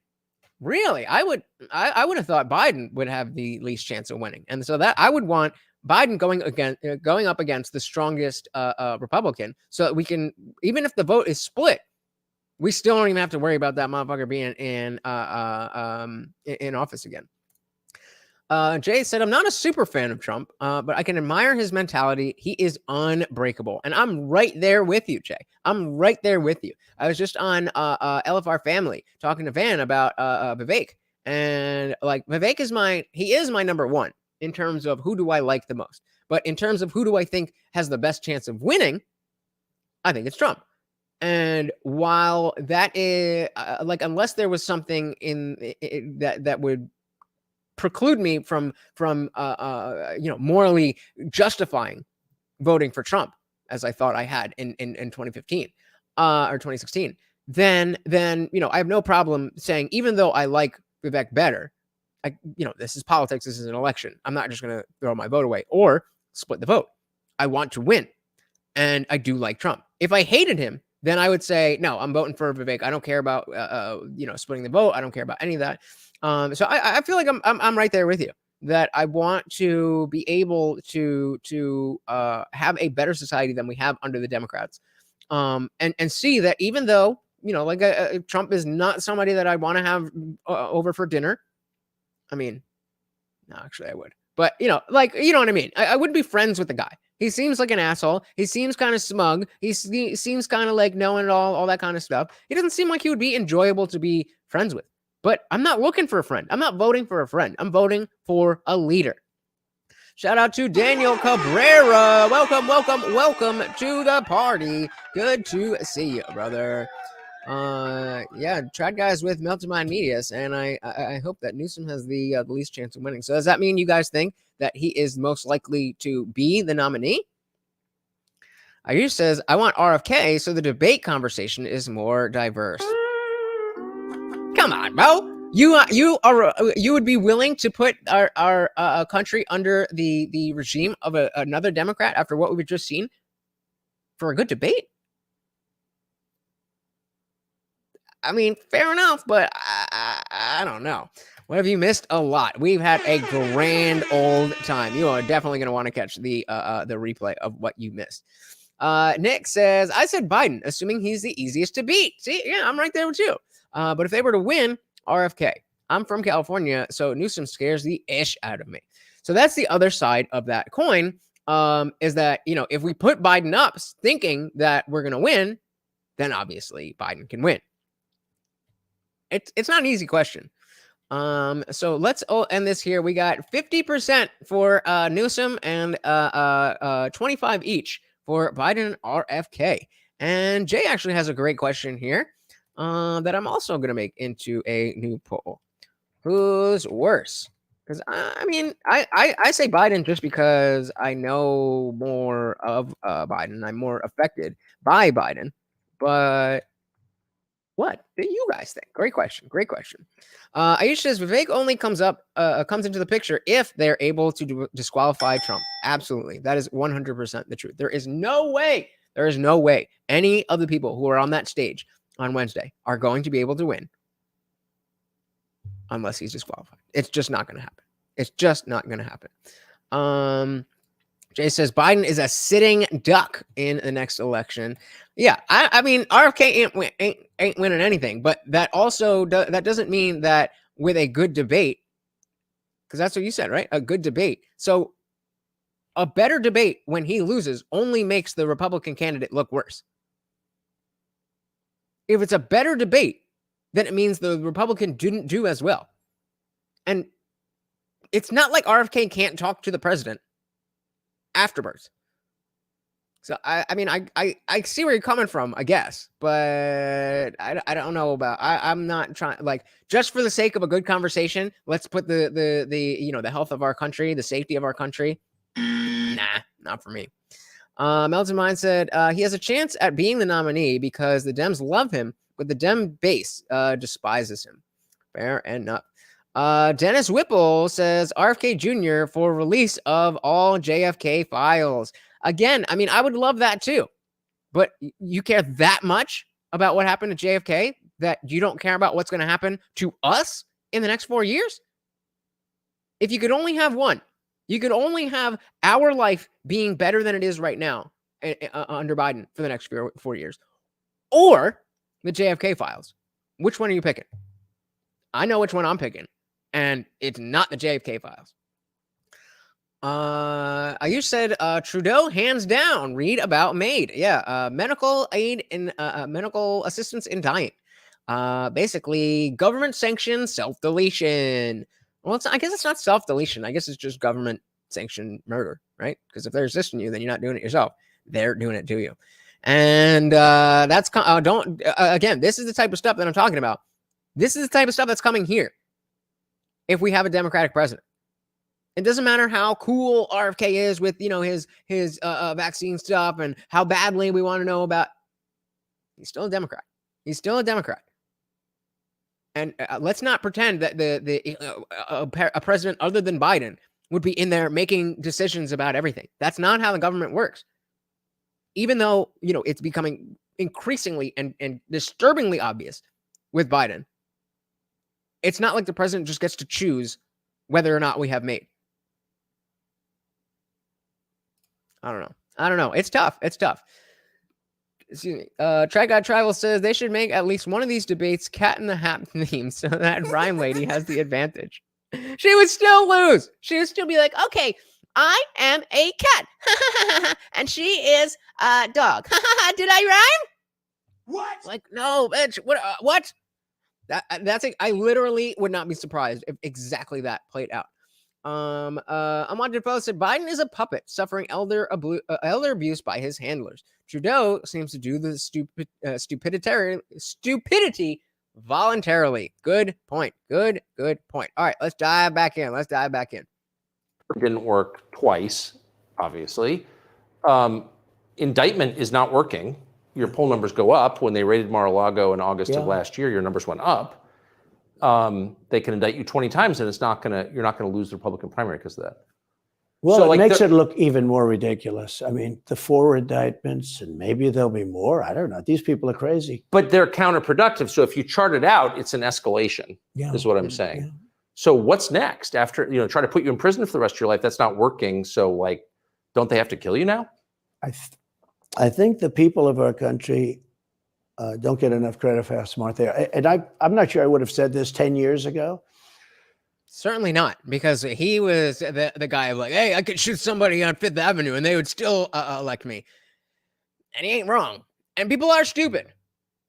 But there's a lot of smart individuals that make up, our communities. So Jay asks, do you think it's only liberal and conservative as realistic country types? So no, I mean, this is more because we have the 2-party system. We kind of, when we're talking about it, we simplify it down to liberal and conservative or Democrat and Republican. But there's there are candidates. Trump himself was a lifelong Democrat. And there's people who are running who would be more centrist and moderate, who are going with this party or that party. Bernie was never a real Democrat, but he ran with that party. So it's just kind of a more shorthand way to talk about it. just, blue or red, liberal or conservative, Republican, Democrat. It is much more complicated than that, but it's, we need to be able to have a shorthand to talk about what about the liberals? What about the conservatives? But they get it. They really get it. When somebody gets indicted, your poll numbers go down. When somebody gets indicted, you announce, ladies and gentlemen, I'll be leaving to spend time with my family and to fight for the rest of my life on this stuff. Unless you're Trump. But you're out of politics. I got indicted 4 times. All trivia, nonsense, bullshit. It's all bullshit. It's horrible when you look and you look at what they're doing. The boxes hoax. I'm covered by the Presidential Records Act. I'm allowed to do exactly that. He's not covered, and he's got 25 times the number of boxes, and he's got them stored in Chinatown. He's got them stored in a flimsy garage underneath his Corvette. Yeah, but we need to set the precedent that we will arrest a presidential candidate for that. But not Biden, not Obama, just Trump. Shady. At Penn, and by the way, at Penn, he gets millions of dollars. China pays this guy millions of dollars. See, I think he's the most corrupt president we've ever had. And he also has the distinction of being the most incompetent. And I believe both. I mean, he's both incompetent and corrupt. So he definitely is incompetent and corrupt. I don't know if he is the most corrupt and he probably is the most incompetent. I don't know if he's the most, just because I don't know much about any president before Bush. But bars, am I right? Bars. Like, that's the thing, is so many people in politics are not willing to just say it. Just say it. We all hate Biden. Even the people who voted for him. Just say it. I actually believe he's compromised because China knows so much about him. They know where the money comes from. They know where it is, who paid it, and they probably paid it. Not to mention exactly the same thing with Ukraine. Well, they do pay Penn, and he gets $1 million. I think it takes $999,000 because, keeps it a little bit under $1 million, like by $1. $999,000. Come on, man. Unwanted Fellow said Biden is definitely the most incompetent, mainly due to his age affecting his mental health. His son is more corrupt than him, in my opinion. So I heard some people talking about how maybe, again, this is just a conspiracy theory, but it's fun, so we're having fun. Maybe, especially after we saw the Ashley Biden diary and stuff, like she was showering with, or he was showering with her, and like all this weird stuff. People were like, what if the Biden kids, specifically Hunter, were F dad, let's go and tank him, and all this stuff that they're doing from our attempts to make the Biden family look bad. I mean, if he abused them, which it definitely seems like he did, not that crazy of a conspiracy. Not saying I believe it, just saying maybe. Mother My Media said, if you are too old for the job, you are incompetent, because there have been worse presidents that didn't have sundowning. Very, very true. And I'm willing to, again, say that the incompetence is because of his age and not because he is, at this point, such a terrible, horrible person. But again, that's irrelevant. I don't care. You're not my grandfather. You're the president of the United States. You have shit to do. You have responsibilities. If you can't do them, you can't do them. That's it. If you can't do them, you can't do them. But he, in many ways, is a Manchurian candidate. We have a Manchurian candidate, and he's afraid to tell Russia to get out of Cuba. He's afraid to tell China to get out of Cuba. He's afraid. China now is building, think of this, China is building military installations in Cuba. The Cuban population of Miami is not too happy because they're never going to be able to go back. Ooh. And you don't even hear about it. And the worst culprit is the press, the media, because normally, when I first heard that China's building installations in Cuba, and installations means military installations. Okay, they said just some communication. They did that on the islands with Japan. Well, even if you're talking about communications like TikTok, look what TikTok has done to America. That's Chinese communications. It's not all that simple. Let's go to our poll here. Who's worse, Biden or Trudeau? Trudeau wins by 64%. Well, not by 64%, but with I guess maybe somebody got a vote in the last second. 63% to Biden's 36%. So at least we're doing better than Canada. At least we're doing better than Canada. But we got to keep that going. Otherwise, it's all going to be, because of the fact that this is the, a democracy, a democratic republic. If we get those cultural ideas down here, it's not going to be like they're just thrust upon us. It's going to be that we are voting for them. And so there's not going to be as easily this poster boy like Trudeau to say, oh, you're doing bad. We voted for it. What are you going to say? This is why we're paying attention to all this stuff. I said the problem is Trump's a polarizing guy through no fault of his own. Vivek's point, the country is heading towards a national divorce. It's a real possibility, and he's the only person to save us from it. I mean, fair, but that sounds like a campaign promise. I love to hear it, but until I hear the plan as to how you are going to do that, then all I can go on is past behavior. And you've never been a president. You've never had a base. You've never had a MAGA. And again, I like him better. I like Vivek better. But we are talking politics. We are not talking friend groups. They took the island. They started this massive 99% what? Of construction. And they told everybody, including the Japanese have to be very careful. They told everybody, but this is a housing development. They're going to build a housing development. And I said, how come the runway is 20,000 feet long? Private jets need 4,000 feet. They don't need 20,000 feet. Kind of based that he knows that. The big ones need 20,000 feet. They don't even need 20. And I looked at the runway. I said, that's the largest runway ever built, both in width and length, for housing development. How many presidential candidates do you think, off the top of their head, would be able to just look at a picture and be like, that runway is too big for a private jet for housing developments? Maybe a lot of them, maybe not. But I'm just saying, he's the only one that said it. Unwanted Vote said national divorce equals civil war. Yes, it does. Yes, it does. Oh, is that what it was? 63-90. That's weird. I don't know. How did that come? Oh, because I don't know. That's weird. Weird. I don't know. But he's just like, Vivek, let's go, Vivek. All right. Fair enough.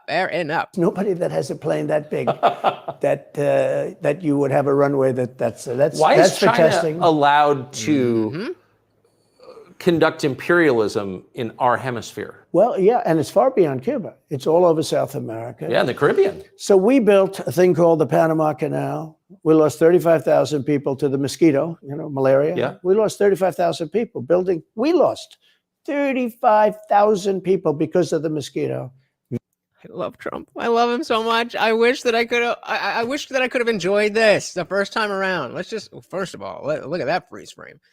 That is, you know what? Actually, I'm going to take a screenshot. That I can definitely use somewhere. There's sometime I'm going to be able to use this for sure. Okay. I don't remember what I was saying, but let's run this back because the mosquito, 35,000 for the mosquito. I love it. It's all over South America. Yeah, in the Caribbean. So we built a thing called the Panama Canal. We lost 35,000 people to the mosquito, malaria. Yeah. We lost 35,000 people. Trump's like, yeah, I know. And then he says it again. We lost 35,000 people because of the mosquito. Vicious. They had to build under nets. It was one of the true great wonders of the world. As he said, one of the 9 wonders of the world. No, it was one of the 7. It happened a little while ago, It says 9 wonders of the world. You could make 9 wonders. He would have been better off if he stuck with the 9 and just said, yeah, I think it's 9. What? Was that like what's his name? Who was that? That was not Roosevelt. That was Roosevelt, right?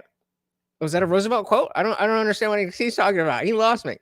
Ziggs, welcome, Ziggs, welcome to the party. Said ahoy to Lord Lutch and the Kingsman. He is in the building. I don't know what this means, but bet. Zig says, didn't Tucker talk ish about Trump? Not so far. But we're only halfway through, so might be coming up. I have not seen. Well, technically, I did watch this at 3 times speed just to make sure. Again, just to make sure that I'm not bringing you something that is going to be boring. Not that Trump could ever be boring, but I got to do my due diligence. But not yet. So maybe it's coming up. Who knows? Welcome to the party. But this is one of the true 7 wonders of the world. And you take a look at the Panama Canal. It was such an incredible engineering marvel. Mm-hmm. We sold it under Jimmy Carter. We sold it to Panama for $1. What? The following day, they quadrupled the amount of money the ships had to pay to get across. They didn't lose one ship. And now they've made it much bigger, and now they've widened it. They've doubled it, right? They've more than doubled it. And it's one of the most profitable things. Anytime it's just incredible, right? I didn't know that. Real quick, guys, can I just get 2 more likes, please? That would make my heart so warm. Thank you. Ayush says Russia and China have been blocking the LG TV plus agenda push in the U.S. They know how to protect their culture, and we definitely do not. It's because the only culture that we had was stuffed into religion a long time ago. And so a lot of people, I was on Timcast. I asked Tim directly. I called in. I wasn't on the show, but I asked Tim directly, why can we not have this secular American identity that does not conflict with Christianity, but includes the secular conservatives? And he said, nope, you need a mission. What?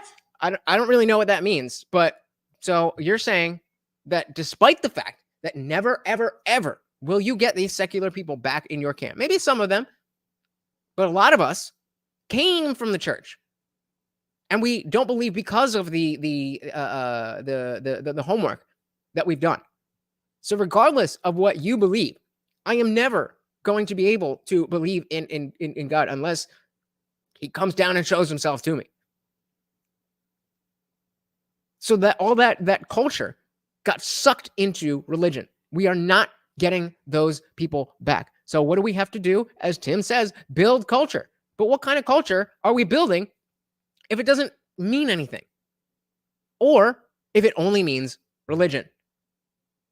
Again, biggest religious group in the country is the nuns. The people who say, what religion are you? And they say none. Biggest religious group in the country. Zig says that leaked text about Tucker hating Trump. Well, Tux was at Fox. Good point. Melted Mamina said if Fox released it, I doubt it was real.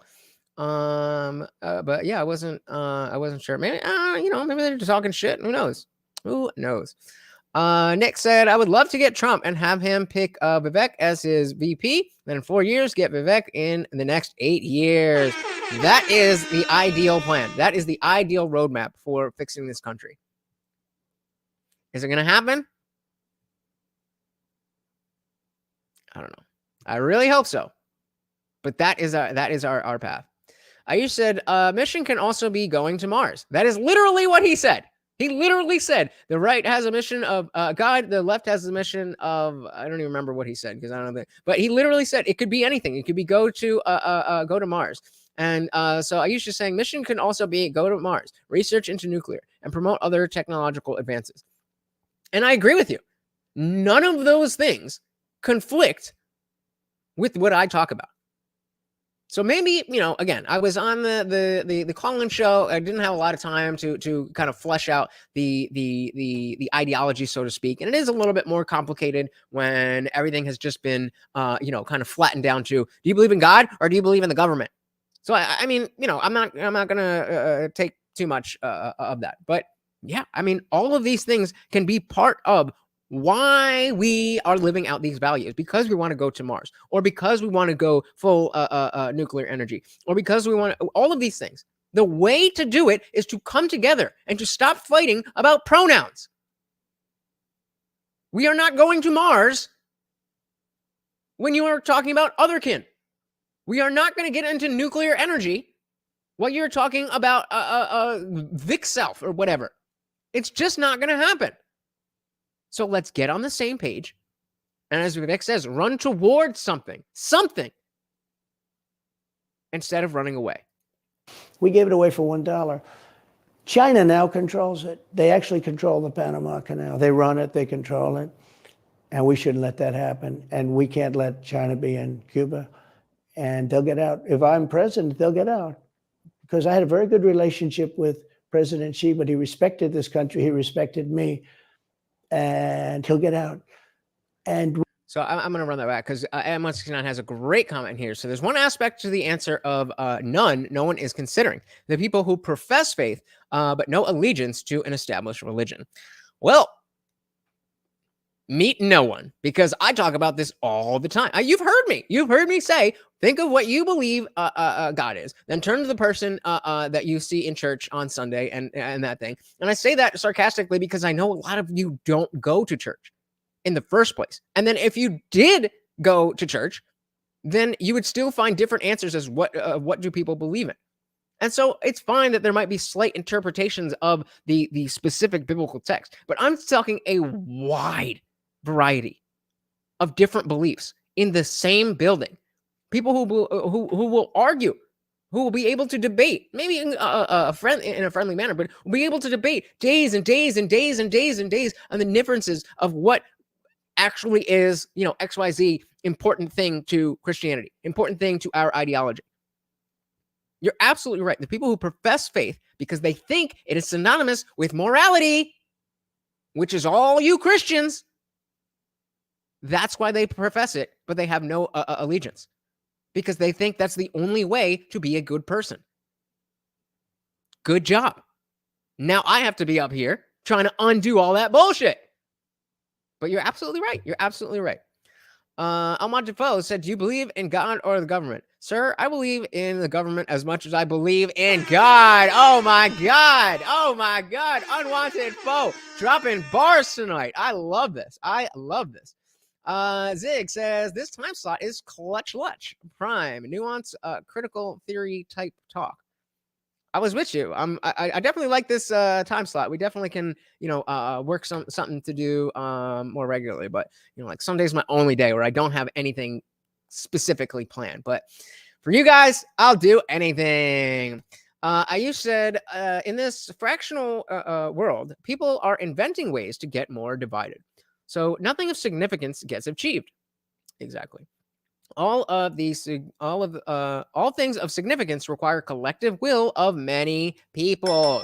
So let's stop fighting about how we came to these same values that we all share and just focus on the fact that we all have these values that we all share. Shout out to Bobby Rizzo. Welcome to the party. Good to see you, Bobby. Says, personally, I find that the vast majority of atheists only embrace atheism due to the fact that denying religion or objective morality lets them justify their own perversion and depravity.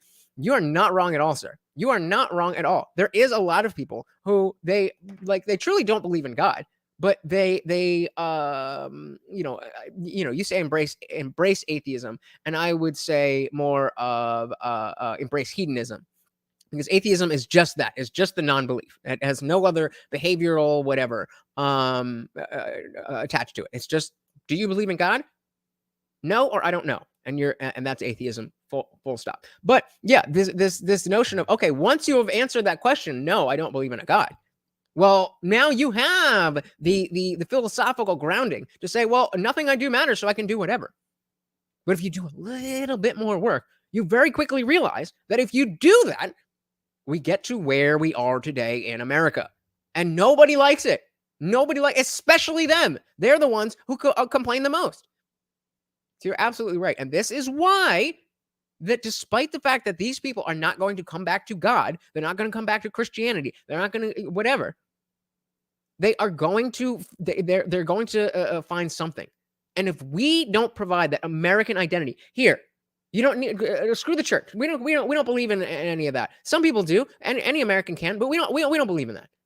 What we believe in is the American identity. The right way to live is to care about your community, to care about your family, to have meaningful traditions, to value merit, to be based on capitalism. These are the things that you need to focus on. Because, yeah, the Bible, whatever. And if you do believe in the Bible, it doesn't conflict at all. And over again, I am just asking, what is wrong with that? And nobody can tell me except Tim Pool, who says you need a mission, which, I mean, I thought that was the mission, but not good enough, apparently. But yeah, you're absolutely right. Zig says in the chat, they released emails all. Okay, that's not me. Connor and Chandler set for December. UFC fans, let's go. Nick said, I don't know how many people know this, but JFK was actually a Republican and an NRA life member, but on advice from his dad's friend, ran as a Democrat because it's easier to win. I did not know that. Interesting. Very interesting. Yeah, I didn't know that. Zig said, Sundays are the only days that always feel like a Sunday. Exactly. And what am I doing? Working for y'all. Because I love you. I love you. I'm not going to lie. I'm having a good time, though. Ahmad Defoe said, talking to each other. Bobby said, clearly there's a massive overlap between atheism and hedonism. Bingo. Exactly right. Exactly right. There is a massive, what, do you want to go down? Then, bro, this dog. Just go then. Huge overlap. And a disgusting overlap. But it is an overlap. It's not the atheism itself. And you're probably the first person to use the verbiage of calling it atheism and then being able to just say, oh, okay, well, then it's this. So shout out to you, because every other person that I've said that to, like, no, atheism bad. And then we have to go on a long discussion about what actually is atheism and this, that. So shout out to you. Good job, Bobby. Nick said, look at his famous speech. Ask not what your country could do for you, but what you could do for your country. That's not a Democrat idea. It's a Republican. Just saying. Fair. What about the surfs? Are you hyped to see Izzy shut up Strickland? Yes, I am. I do think that's going to be a tough fight. But is he going to get it done? That sounded like a question. Is he going to get it done? No, I'm saying, is he going to get it done? Zig says, Tucker is full on professional now. Like, he didn't say anything bad about Trump. It's that, yeah. Well, yeah. So let's stick with this one. I don't know what you mean now. He didn't say anything bad. Oh, because he, meaning when he was under Fox, he had to, throw digs because that's what Fox wants. Yeah, I got you. But yeah, Zig is exactly right. What Bobby is talking about here. There's a massive overlap between atheism and hedonism. Absolutely true. And that's the dogmatic ideology. That's exactly what I've been saying this whole time. And I'm going to keep saying it until everybody understands it. So welcome to the party. All right, let's back this up a little bit. Are we still talking about Panama? We can't let them run the Panama Canal. We built the Panama Canal. Should have never been given to Panama. We should have had it, but we gave it. Is he though? For $1, think of it. They quadrupled. In one day, they lifted the fees, which are, pretty big for these massive ships to go through, right? Rather than going around the Cape and to all the tremendous storms, such beauty, it's beautiful stuff. But you didn't want to get caught in those storms. Those were storms that wiped out the biggest ships. That was humanizing. That was a humanizing moment. This is what we have to be looking for this early in the race. Listen to how easy it would be to connect to this statement. The Cape, pretty big for these massive ships to go through, right? Rather than going around the Cape and to all the tremendous storms, such beauty, it's beautiful stuff. That's a real human moment.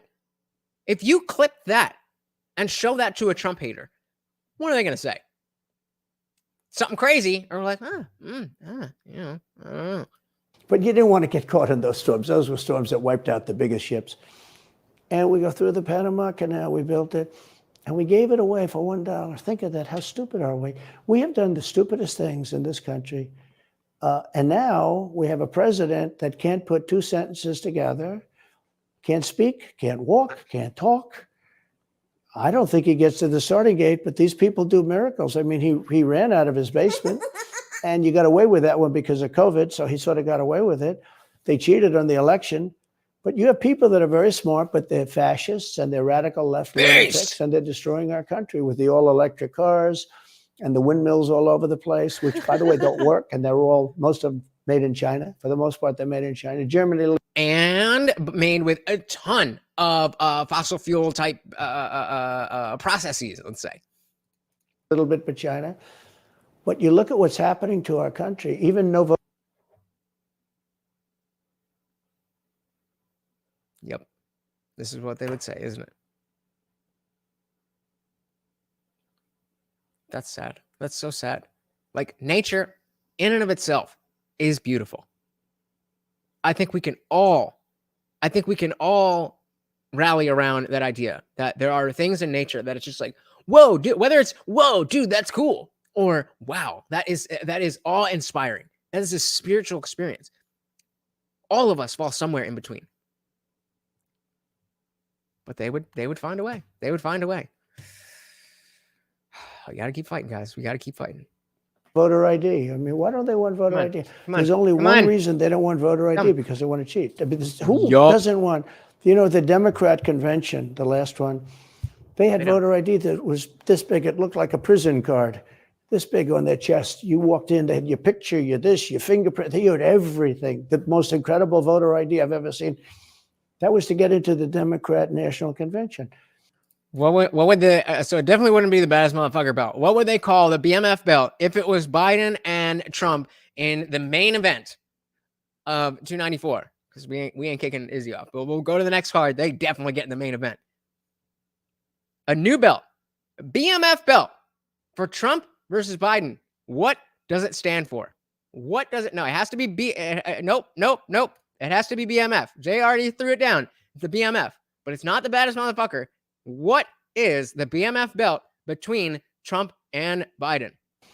But to get in to vote, if you buy groceries, if you buy practically anything now, you have ID on a card, credit cards or otherwise. But don't you think it's racist to have to show your ID? Well, they probably say that. They use anything not to show ID because voter ID is pretty simple. And we could go back, and we should go back to all paper ballots, voter ID, same day voting. France did it. There you go. Voter ID, all paper ballots, same day voting. I'm not saying that we should get rid of absentee ballots, where if oh, Jay, yes. Oh, I'm so glad you're here. I'm so glad you're here. I'm not necessarily saying we need to get rid of the absentee ballots. Like, if you're not going to be around and you send in and say, hey, I want a ballot, and they're like, okay, we're going to write, but that's very different than sending out mass ballots to everybody. So Jay's asking racists to show ID. What? So there is a long-standing notion on the from the Democrats in America that it is racist to show ID because black people can't get IDs because I guess they're stupid or broke or dumb or something. I don't know. I've never been able to figure it out. And before he said this, I was going to bring up, how is this even still a thing? But literally, they believe this. They say this, and people believe it, that it's racist to show ID because black people and Hispanics, they think, are not smart enough, capable enough, whatever, to get their own IDs. But yeah, we're the racists. Like, come on. Yeah, it would be Sleepy Joe versus Tornado Trump. I like that. Zig said, what made Trump so bad? What did he do wrong? He said mean words. Nick says the BMF belt, the Biden must fail. All right, so far that's the best one. Melted Mind said big money fighter. I don't really have much to do with them, does it? But yeah, exactly, Jay. All of these things are ID, forms of ID. All of these things, either are able to be used as ID for voting or require the ID that's required. But they just made it up. They just made it up. And like, oh, okay, I guess that's what we think now. We think that black people are too stupid, they think, to get IDs. And you can go on CNN, you can go on MSNBC and just say it. Just saying things. No evidence to back up what you're saying. No reasoning. No perspective of somebody actually saying, well, technically it's, because in these cities, the DMV isn't it? Nope. Just saying things. Shout out to MJ. Welcome to the party. MJ said, if it is racist to show ID to vote, then it's racist to show ID to get a bank account, rent a car, receive service at a hospital. Yeah, black people, they don't know how to do that stuff, according to the Democrats. They don't know. They're just poor. They're poor little black people that they need our help. This is what the Democrats think. And somehow they believe themselves to be the ones who are fighting racism. I mean, I don't know. I don't get it. Yeah, that's literally it, bro. That's literally it. They took the mean words, and then the newscasters turned the mean words into that's racist, that's xenophobic, that's bigoted. And now they get to say, oh, well, because of that, I don't have to pay attention to his words at all. Bobby said the idea of that is insane. It basically insinuates that tons of blacks are driving all over the U.S. illegally. Yep. Well, of course, says the Democrat, because they're black. They do all kinds of illegal things, says the Democrat. You racist Republican. I mean, come on. Jay says, funny how the left wants to act like they are buddy-buddy with black people, but then talk down to them and act like they are inferior to them. Exactly. Wanjafo said, DNC is great at projecting their beliefs as if it's someone else's racism. Exactly. Oh, we got to vote. I think it's the Biden must fall. The Biden must fall belt. France had mail-in ballots, and it was terrible.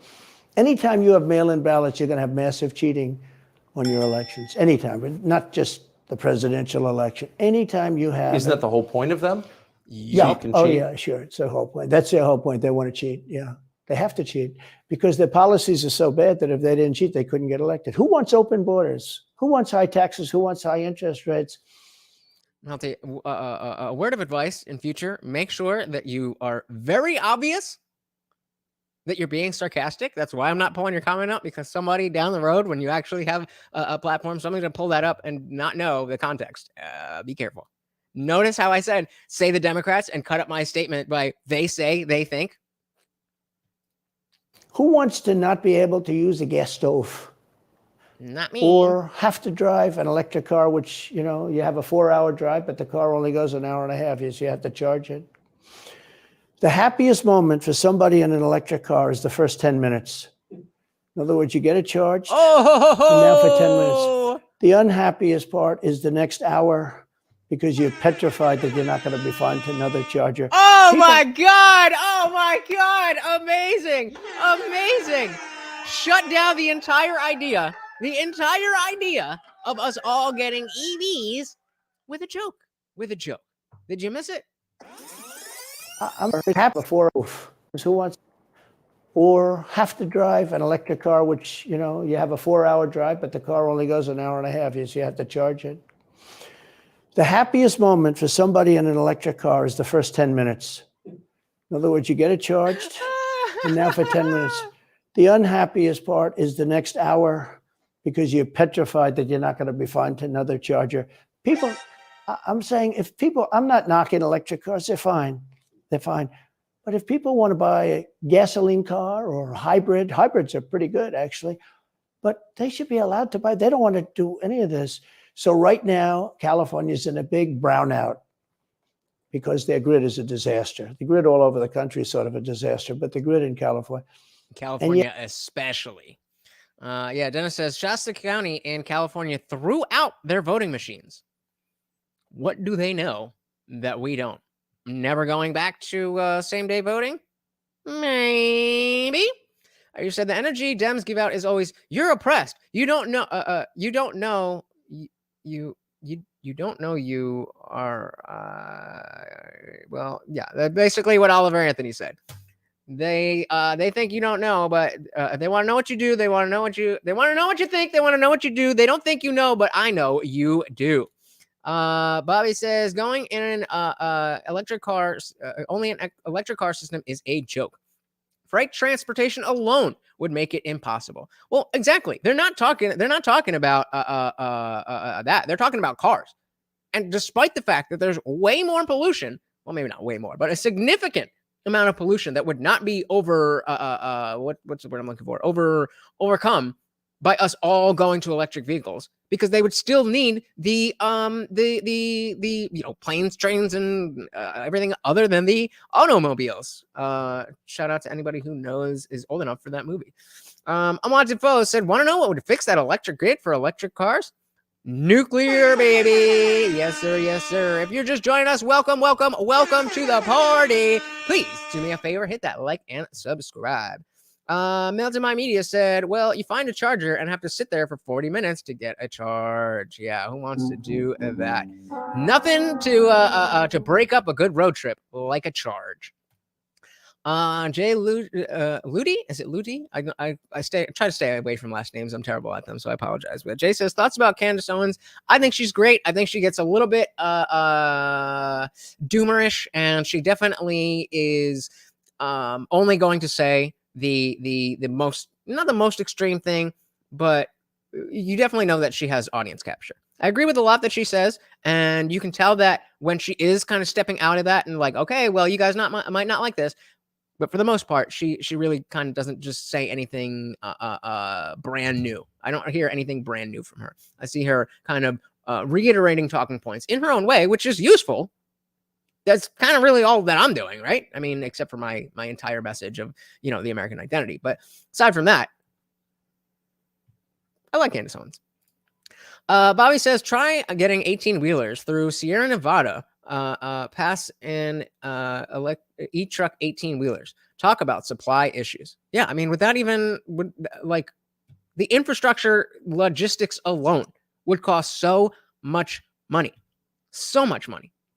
Absolutely, Ayush. All the Daily Wire hosts are theocrats. That's my biggest problem with them. And a lot of the right, that it's such a focus on religion that you are pushing people away. Just like Bobby said, the overlap between atheism and hedonism is the fault of the religious right.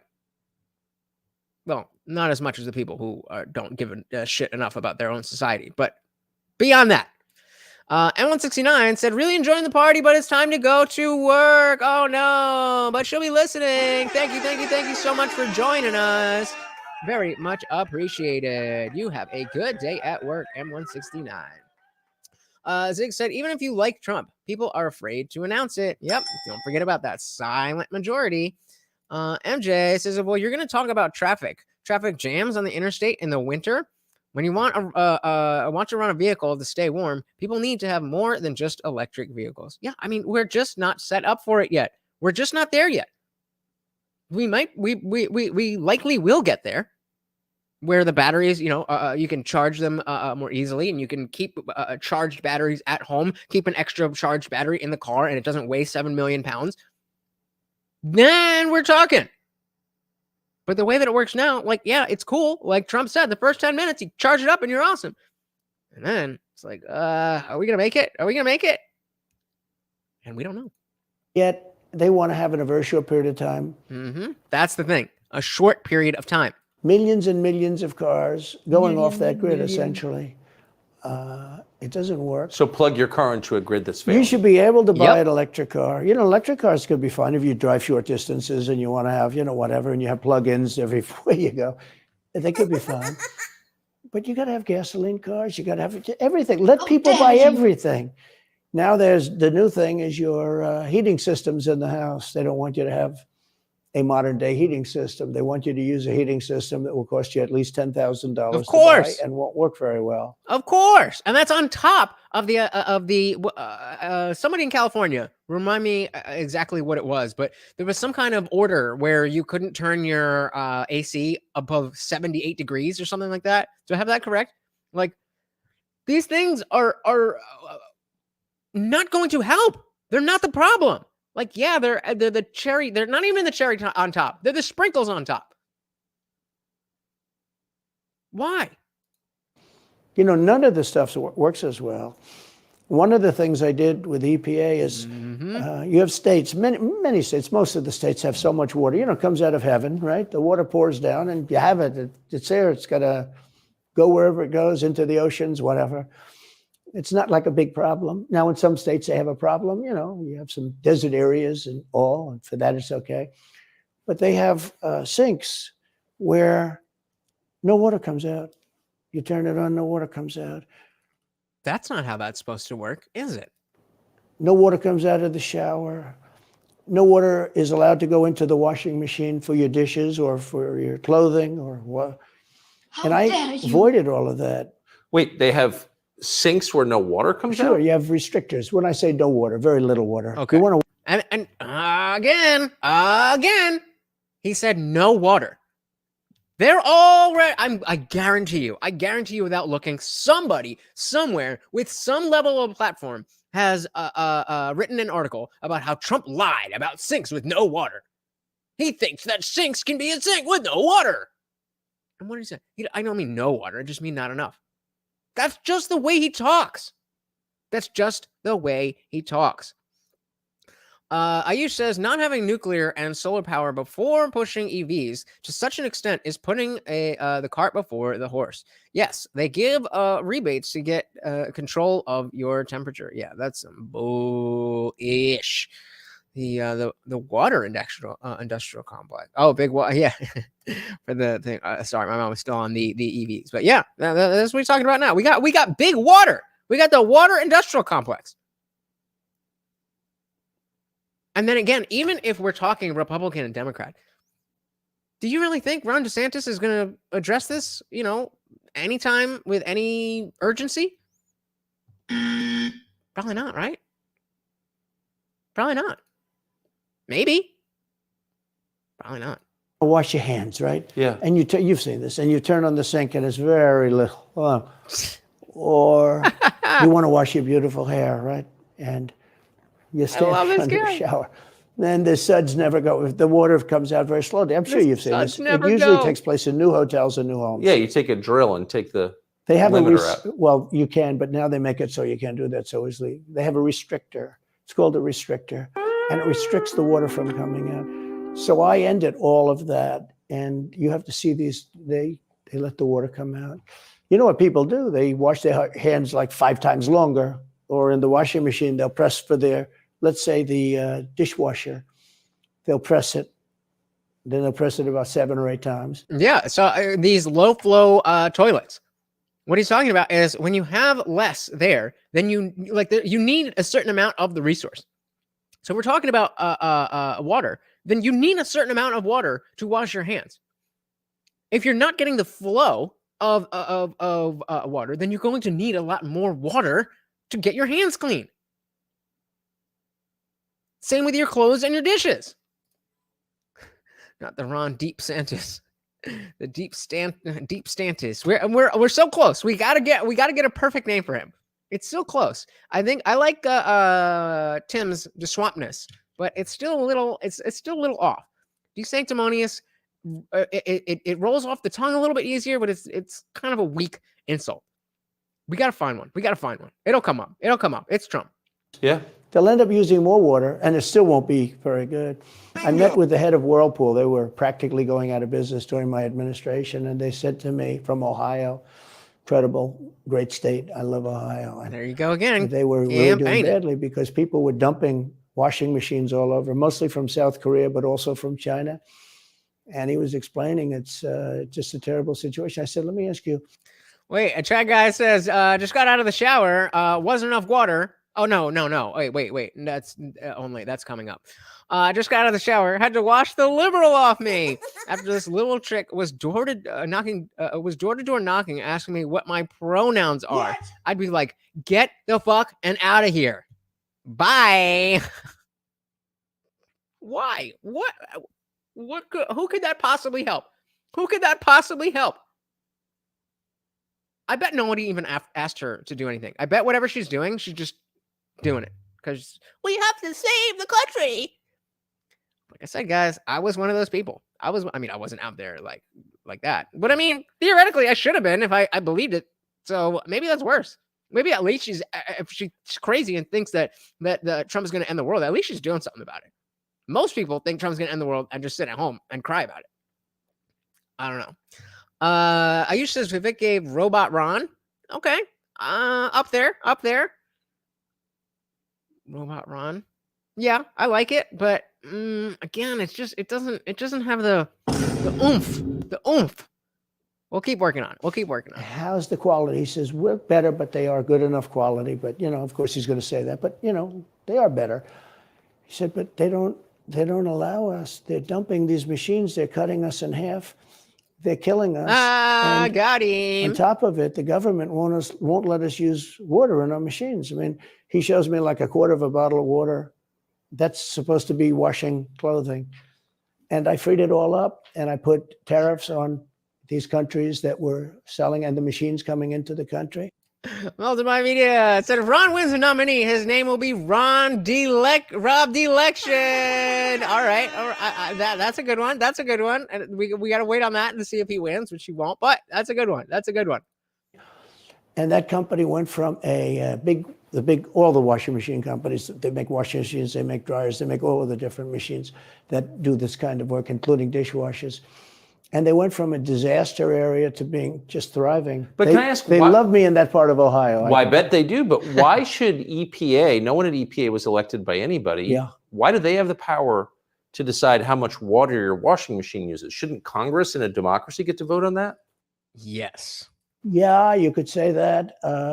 They do things that are not very... So how do you, that's my question. How do you, if you get elected again, go back to Washington, how do you keep the agencies under control? How do you keep FBI and CIA specifically under control? All right. How do we keep the alphabet agencies under control? And actually, I was noticing this before, that he doesn't look very orange, and his hair doesn't, his hair looks like his hair, but it's usually more like, I don't know if it's like a golden or a silvery or it looks more natural. And you're right. Tucker does look more orange than Trump in this. I mean, the man's learning. Zig says the whole world has to support Ukraine because America said so. Why? You asked the wrong person on that one. The way you do it, like I fired Comey, that was a big deal. A lot of people said, and I fired him very early. Somebody said, oh, I wish you would have fired him. There was a real question about firing him. Anyway, you understand, because, when they have a 10-year term, there is a question. I fired Comey. That was a great thing. If I didn't fire Comey, maybe I wouldn't be talking to you, or I'd be talking to you about real estate or something else other than politics, right? So that's an interesting thing that he put in there, is that when you're in a tenured position, even though he definitely needed to fire Comey and that worked out for him, like that's not something that you could just do. There's optics involved, and the fact that he's saying that, not only. You could call it cope a little bit for, kind of covering his ass in the past. But if it leads to, okay, this is the mistake that I made, and this is why I went that way, and so it looked worse than it really was, and now I'm learning from that to be able to do it better. Win, win, win. That was a coup, in my opinion. That was a very sick deal. That was the insurance policy. You remember the insurance policy? Oh, she's going to win, darling. She's going to win. But what was that? What was he talking about? Just in case she doesn't, we have an insurance policy. An insurance policy was what they were doing. And we caught them with that. That was a very important tweet or whatever it was, text. Somebody help me out. What is he talking about here? I'm going to take Ayush's comment in the meantime, but if you guys know, let me know because I am lost. Ayush says, because Poland's next, and I guess replying to Ziggs, asking, saying the whole world has to support Ukraine because America said so. Why? And Ayush says, because Portland's next. Poland, I mean, Portland's already gone. Because Poland's next. And then we enter the fight with boots on the ground as per Article 5 of NATO. This is the neocon talking point, not my belief. Fair enough. And I mean, it does make sense logically, but it's like, we don't have to go that far. We don't, there's other steps that we can take before we're putting boots on the ground. And I mean, arming that country, arming Ukraine is essentially a prerequisite to all of that. It's like the states have low water pressure, homelessness, and don't know how to vote. Unacceptable. America has so much money, nobody has to be poor. Well, I mean, if you're not willing to work, then you do have to be poor. Sounding like a commie, Ziggs. You're sounding like a commie. Get him, mods. Should have kept it, Melty. Should have kept it. As it says, NATO is American, isn't it? NATO is a global thing. Are you asking, did America start it? I don't think so. I think it was more of an alliance thing after World War II, was it not? So what they're talking about is the DM saying that he had an insurance policy if he wins. I think it was impeachment. Oh, okay. Gotcha. It was a big deal. That was a big deal. The insurance policy. She's going to win 100 million to 1. That's not good odds. At least they gave me 1, right? 100 million to 1. But just in case. I don't know what you're talking about, bro. She doesn't win. We have an insurance policy. And everybody said, that's strange. That's strange. But we caught all that because I fired Comey. Because when I fired Comey, it was like throwing a rock into a hornet's nest, into a nest of bees, and the place went crazy. So when you were president, are you confident that you knew everything, CIA was doing around the world? I'm not. It's a very interesting group of people. I had very good relationships, I thought, but I was a little surprised when I got out that, things go on. Look, it's... what were you surprised by? I was surprised. I think it's some of the people. I was surprised that there was... I had a group of people. Look, we killed many, using the CIA, I have to say this, very bad actors. Oh, I thought he was going full, like, hey, we used the CIA to kill Americans. That's what I thought he was going to say. That would have been awesome. But okay, all right. Reset. We were very good at it. You look at Soleimani, you look at al-Baghdadi, bigger than Osama bin Laden. I mean, Osama bin Laden, but al-Baghdadi did ISIS, and he was rebuilding ISIS very strongly. And that was the CIA that did that. That was really us that did that. Yeah. That was really us that did that. And Soleimani was us that did that, not so much CIA. But we did some very good work with the CIA. But I started, when I looked at the 51 intelligence agents. 51? Too many. That was the laptop from hell was Russia disinformation. When I took a look at that, I said, that's a horrible thing. They knew it wasn't. They knew it was not.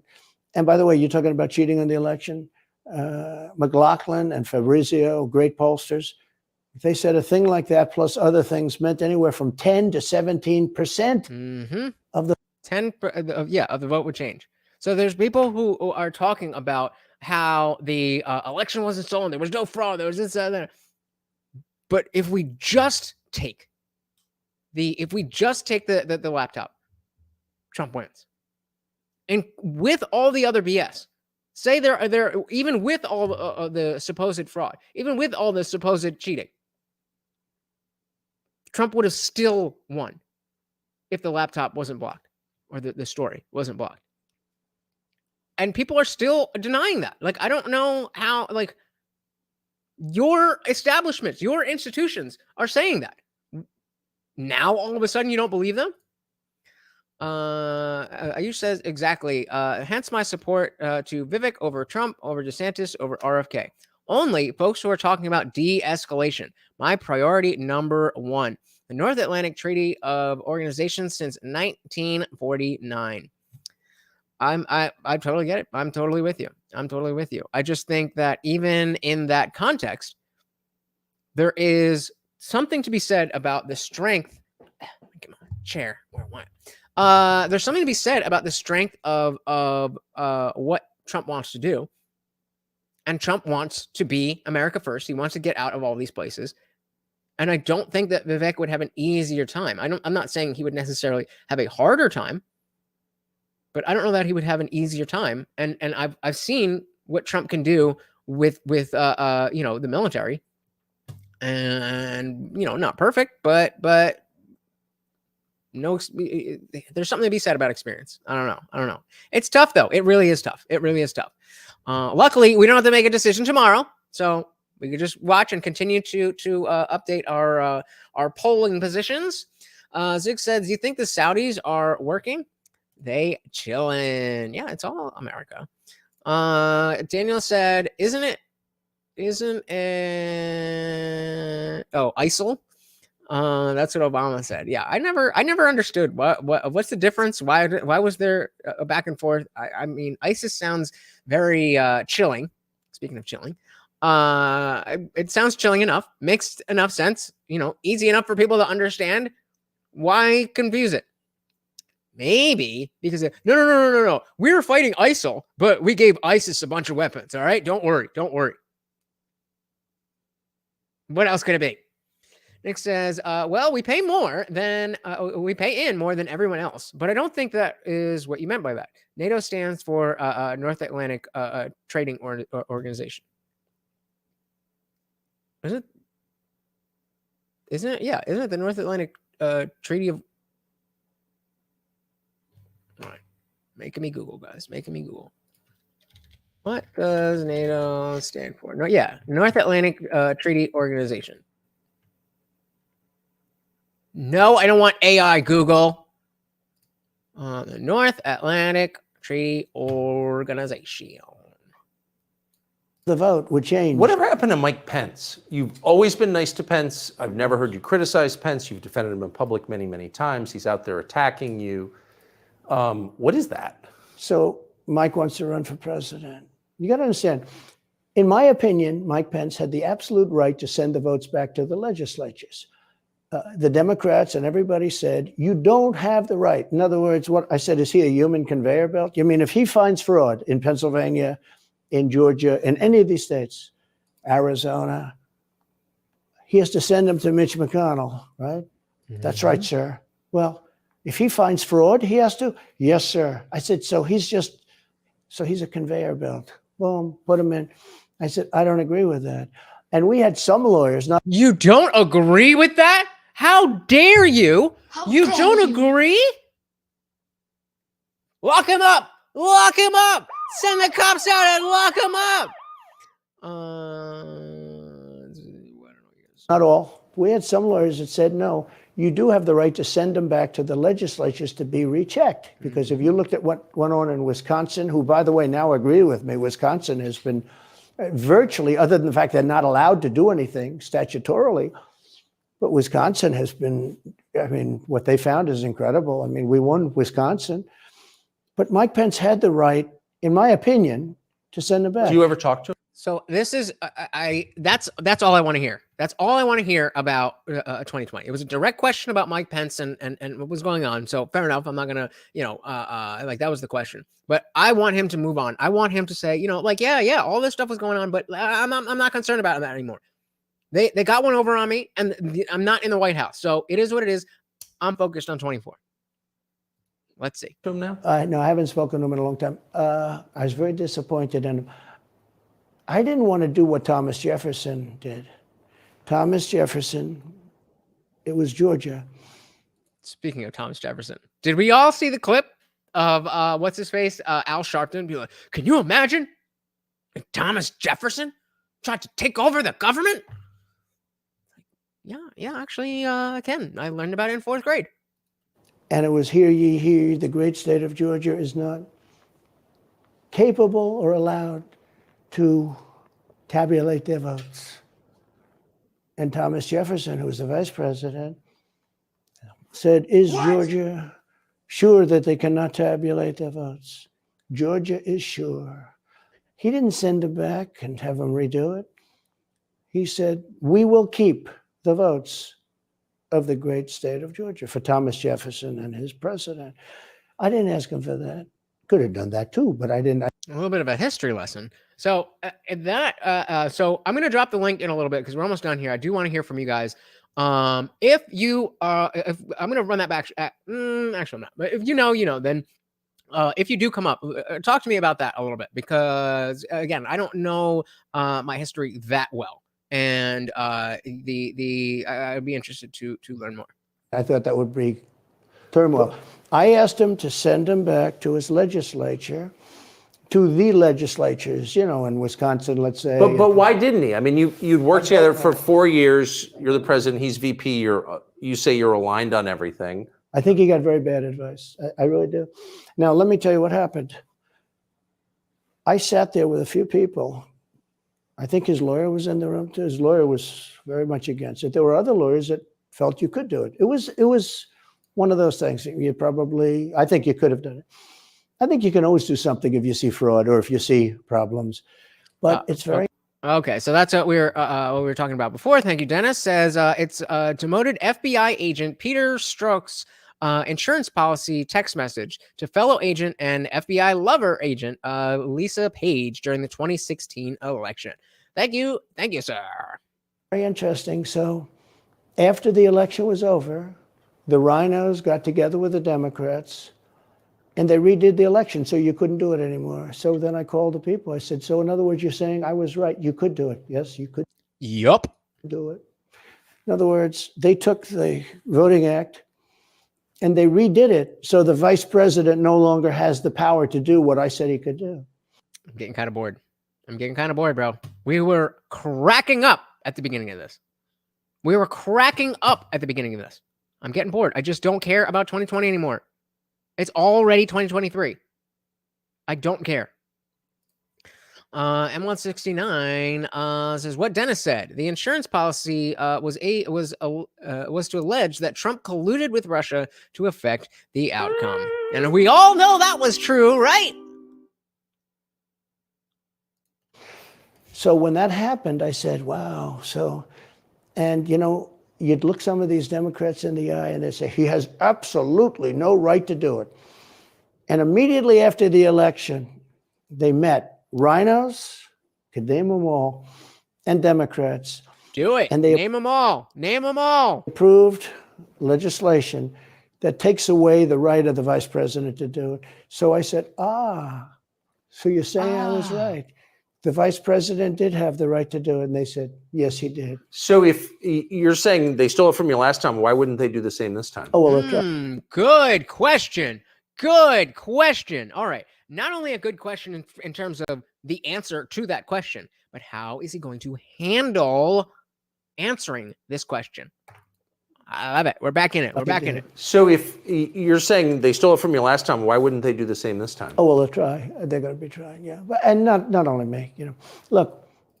Not only me. Who else? Let's hear some names. You want to name the RINOs? You're going to say who they're going to try to cheat out of the vote? Name some names, bro. Zigzag says BRICS was created to form a similar alliance to NATO and G7. Yeah, that's I learned that from you guys. DeSantis is out. I think he's gone. So he was at a level. People have figured him out. He's gone. But if somebody else got in. Yep. Multiply media. Spot on. You're not going to gain any more voters from the fraud. I would say this is losing him more votes. Because remember what we said. Imagine somebody who's been against Trump this whole time decides, okay, it's been a couple years. Let's just see. And then if they watch the first half, great. But let's say they got a roommate who's watching it. And they're cracking up while they're doing homework. They're, researching some lefty bullshit. They're, texting their Antifa meeting or whatever. And they hear their roommate cracking up. And then I know that's Trump's voice, but I'm not going to. Well, but he's having a good time. Let me just go over there and see what's going on. What's Trump saying? And pops in during this. Exactly what Melted My Media said. Exactly what Melted My Media said. Other than me, they'll go at him just as viciously as they did me. These people are sick. They will go after them. And a lot of people say they won't be able to hold up. I do get credit for holding up quite well, I must tell you. I think Facts. That's why I want to know who else he thinks that they will come after and they will try to do that. I'm interested to think, obviously I assume he's talking about Vivek, but and exactly, Ayush. This is victimhood behavior. And fair enough, you were a victim. But I don't care. I'm sorry. Again, you are not my friend. I don't care that you lost. I would have liked you to win. But in 2023, you lost. I'm not worried about 2020. I'm worried about 2024. Exactly. M169 said late with this, but Rhino Ron DeSwampus. Cool. Well, so, but that's just adding Rhino to his name, and DeSwampness was already Tim's one, and I like that. That's what I was saying. Ron DeSwampness is probably the best one so far, but it doesn't hit. Trump's the only one. He's the only one who could just spit him out, and it just hits. It just hits different. I don't know. Nick says, accuse them of what you are guilty of doing. That's the Democrats' MO. Exactly. And then Melton My Media, let's not forget about Larry Elder is for sure the one. I mean, he's as not quite as divisive as Trump. He is close to as he has that same kind of firebrand thing, but he just doesn't have the magic touch. I love Larry Elder, but he is not going to win people over. He's not Trump. He's trying to be Trump without being Trump. The same way that the debates, Christie tried to be Trump, and he's not Trump. You can't do that. You either have to it is either Trump is the way that we're doing politics, or we have to completely go back to the way things were before, and Trump's not a part of the picture. It doesn't seem like there's any other option at this stage in the game for 2024. Melty goes on to say he is the one screwing. He is the one they're screwing, not letting him debate. Not really. I mean, just when you're polling, like he said in the beginning, if you're polling at 50, 60 points, then you can only lose points from there. If you can only mess up, because you would have to be perfect to stay exactly where you are, because you know what I mean. So it's not about being he wouldn't want to do that, and Biden's not going to do the Democratic ones either, and it makes sense. Zig said at this point it's anyone except Biden. I think many Dems feel this way, but then that brings up the idea gotcha. So he's the one. Yeah, okay, yeah. Larry Elder definitely is getting screwed by the debates, but is that what he meant? I don't know. Fair enough. Yeah, Biden is depleted. I agree. I do think a lot of people are anybody but Biden, except Trump. They're anybody but Biden except Trump. So anybody besides Trump, besides Biden, that's where their position is, and that's just not strong enough. Ayush said Dems have literally no other play left but to try to disqualify Trump, and indeed they are trying. I think it's. How do you do that? How do you get indicted? Every week and stay cheerful. I think it's a lot easier. I'm the best at getting indicted. Okay, nobody gets indicted better than me. I have the most counts. Okay, 91 counts. Never had that many before. 91, big number, very big. Oh man, I'm so glad I get to enjoy this this time around. All right, guys. So I am dropping the link. We are almost done with the video. We are going to finish the video. We are almost done. And if you would like to come up Also dropping it over on Kick in case there's anybody over there watching. Unfortunately, I can't see your chats from there, but I do have the chat open. So we are going to finish this, but come on up and let me know what you think. So Zig says it's shifted now, not from not Trump to not Biden. I agree. Until there's more that Trump has to say, because the people who hate Biden don't necessarily hate him for the same reasons that we do. So I don't think that it's going to be as simple as, well, they hate Biden a lot, so then they're going to vote for Trump. Not going to work. You can definitely hate them both and not vote, because that's what I did in 2020. So, hey, shout out to Xander Crew, the sponsor of our last stream. Welcome to the party, brother. Said it's sad that in our great, beautiful country, we are fighting over the lesser of two evils rather than actual amazing candidates without baggage and nonsense. Bingo! Well said. Well said. And that was exactly my mentality in 2020. I mean, it still is. But in 2020, the reason I didn't vote for Trump was because I still felt like he was the lesser of two evils. It's only now that I've seen the difference between what could be and what was, or what is and what is and what was, and thinking about what could be with Trump, that I feel a lot more comfortable. But we're kind of beyond the days, because we've gone down this road of lesser of two evils, lesser of two evils, lesser of two evils. Now, the best of they're all evil. That's what that leads to. And so in this race, even though in 2020 I thought Trump was the lesser of two evils, but didn't vote for him. Thank you, Nick. That it is crucial that this time around he shows that he's a different person than he was in 2016, who was the same person, in my opinion, in 2020. Because I'm so high in the polls, because it means the people get it. The people see it's a fraud. The people see it, like this horrible district attorney from just a little while ago, from essentially Atlanta, that's Fulton County. She said, basically, I don't have any right to challenge an election. Well, what about Stacey Abrams? What about Hillary Clinton? What about all of these Democrats that are still challenging my election? The same people that are saying he's challenging an election challenged my election. And they did it with slates. They did it with all sorts of things. They were very bad about it. But basically, they're suing me, and they're saying, you don't have any right to challenge it. If you challenge an election, we're going to indict you and put you in jail. So what they're doing is they've weaponized, and don't kid yourself, the DOJ and Biden and the whole group. Yep, say it. They're watching all of this stuff. They love the local stuff. You know, the DA in Manhattan. Oh, of course. Not only that.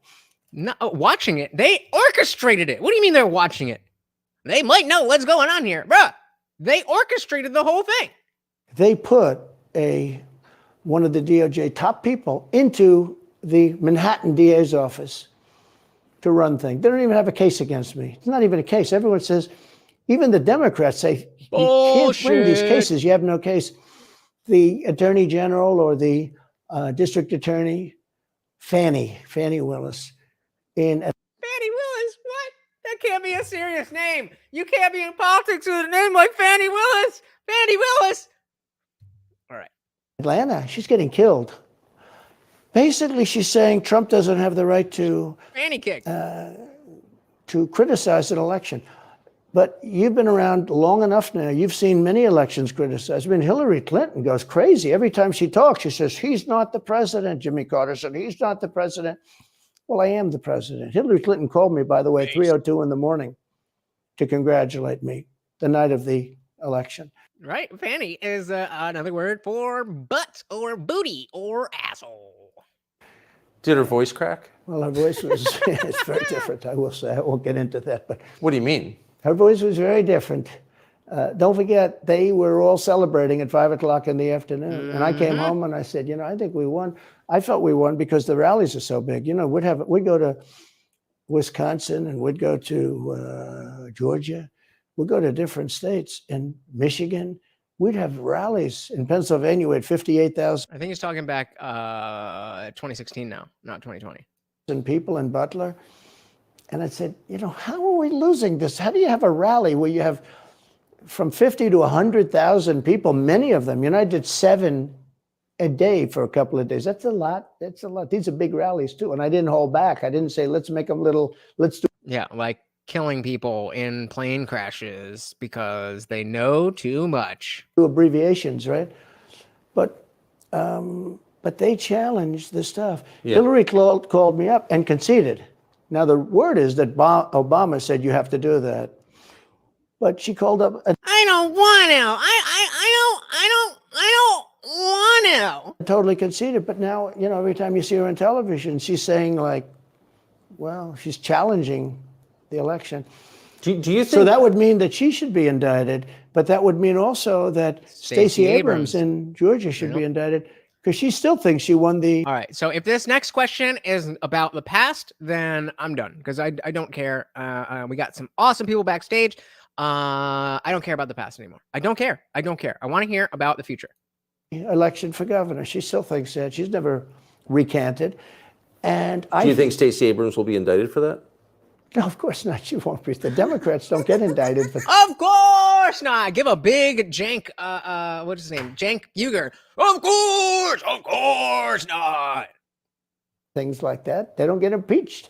No, it's a different thing. With that being said, yes, I had great support when they did impeachment hoax #1 and impeachment hoax #2. Jim Jordan, the House was fantastic. And actually the Senate was very good for me. Other than, Mitch McConnell, I think if he had, it's too bad I endorsed him. He was begging, he was going to lose that race and I endorsed him and he ended up winning the race because of my. All right. I'm over it. He's just talking about the past. So let's welcome our good friend, Melted Mind Media. Welcome to the party, brother. Why don't you tell the people, who are you? What do you do? And where can they find you? I'm Melted Mind Media, and I help you fight the media that melts your mind. You can find me at YouTube, Melted Mind Media, and you can find me on Twitter at Melted Mind Media. Beautiful. All right, and I just dropped the link to his channel, so please definitely go check that out. So talk to me, brother. What did you think of Trump on Tucker? The beginning was really good. I think the beginning was awesome. I was having fun. Yeah, definitely. I think he nailed the beginning, like just 100% nailed it. And then, of course, as he really does not want to get over the election fraud, and that I think is what's killing him so bad. And what's funny is you talked about how you were on Timcast, like your question. My question on Timcast was, do you think that to him going back to election fraud is going to destroy his chances in 2024? That was what my question was to Tim. What did they say? He said, yeah. He said that's what he thinks is going to be what one of the biggest killers of his election is if he kept bringing it up. Yep. Totally agree. Jay says, Idi Amin or Putin? I don't know who Idi Amin is. Do you? When I was talking, you said Hillary Clinton causing a plane crash. I said that's more Putin speed right now. Oh, gotcha. Yeah. Gotcha. All right.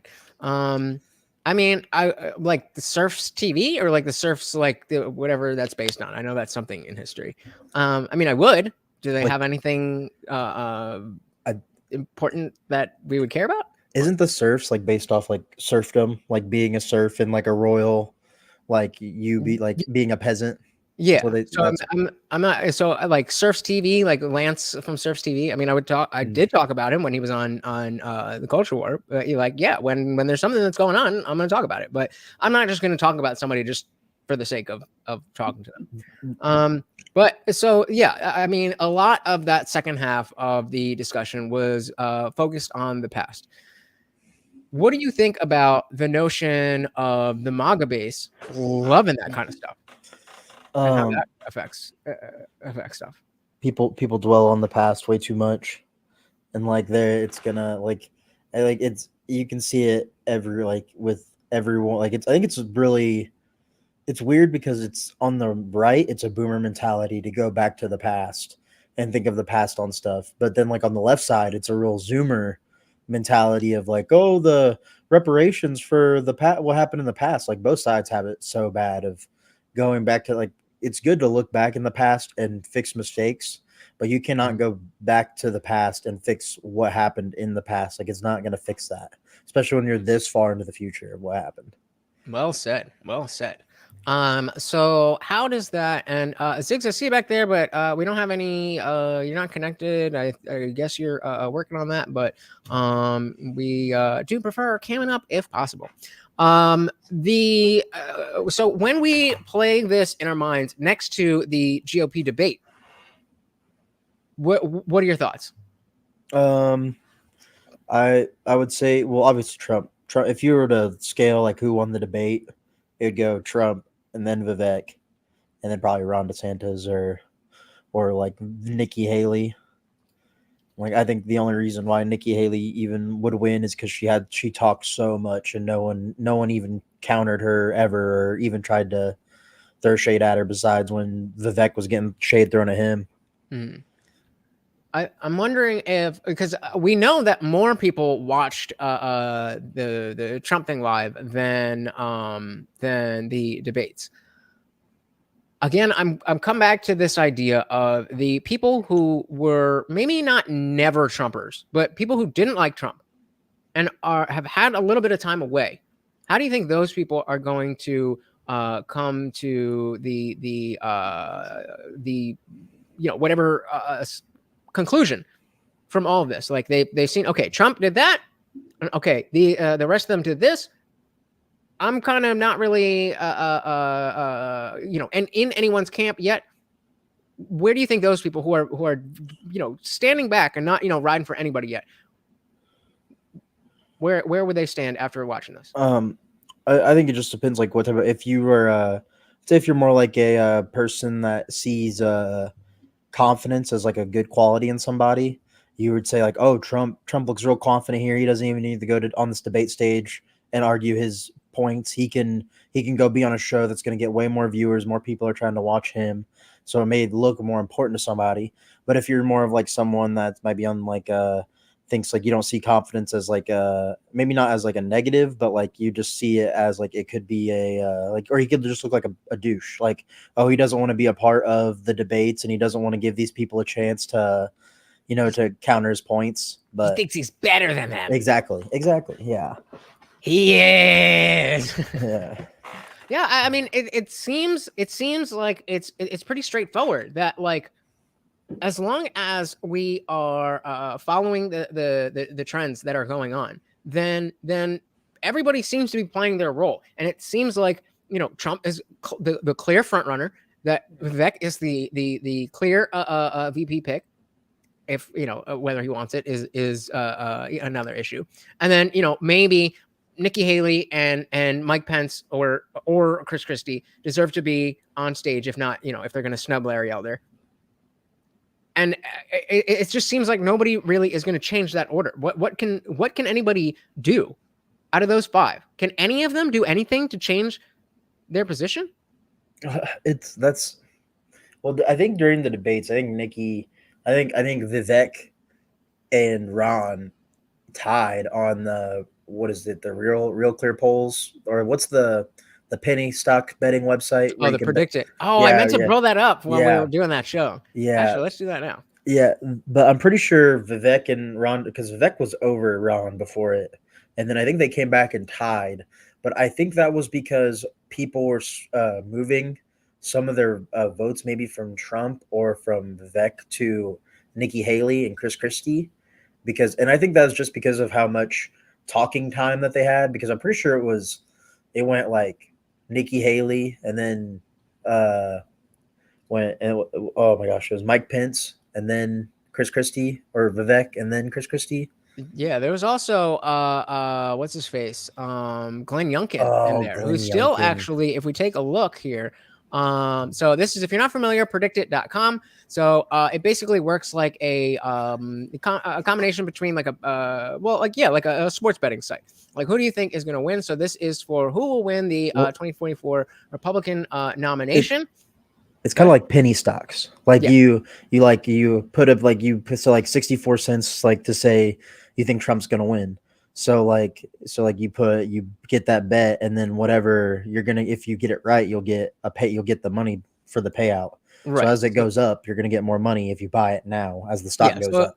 So eventually we'll know the answer to this question. So it'll just be 100%, it goes to $1 for one person. And so if you buy this at 64 cents and then it goes up to $1, you make that money. Whereas if you pick Vivek at this point, which I think, just from again, none of this is financial advice, but he's definitely going to go higher than 16 cents, however you want to look at it. So outside of how the actual election is going to work, you could make money by buying stock in Vivek now and then sell before the actual nomination. But this is kind of a different kind of poll than you would see at Rasmussen or something else, because these are individual people putting up their individual bets and or whatever you want to call them. So we got Donald Trump at 64, Vivek at 16. DeSantis is down by 1 cent. But then it drops down and it goes less to half to Nikki Haley. I don't know how Youngkin is still up here. And then of course we got the losers. I forgot more people. I forgot Tim Scott was at the debate. Honestly, forgot he was even there. Me too. Yeah, I mean, Ziggs, so it's just saying that you don't have any devices connected. So if you just connect your microphone and your camera, and then you just go into settings, you should be able to fix it there. Do we have anything? Yeah, I meant to bring up the predicted markets before because, like I said, that's what real people are voting. And if you looked at it a few months ago, it was Trump and Ron DeSantis neck and neck.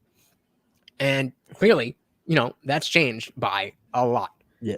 Well, what I love too about Predicted is that what is really a vote is worth a lot sentimentally, or, to some people it's worth a lot.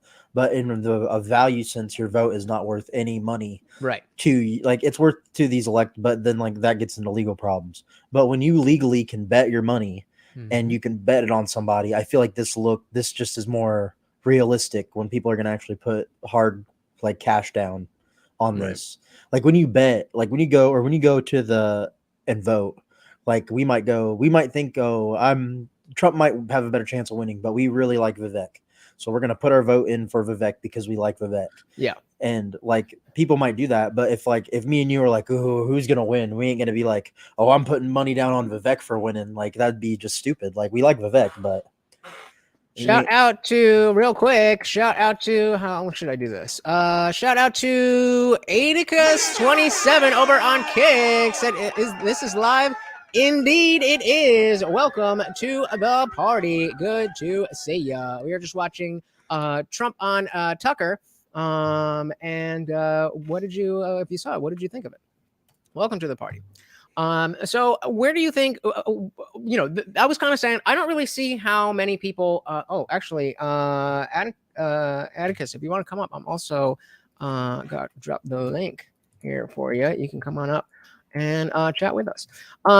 But I was saying, that it kind of seems like when we look at this kind of seems to be at least the top four here. That doesn't seem like it's going to change.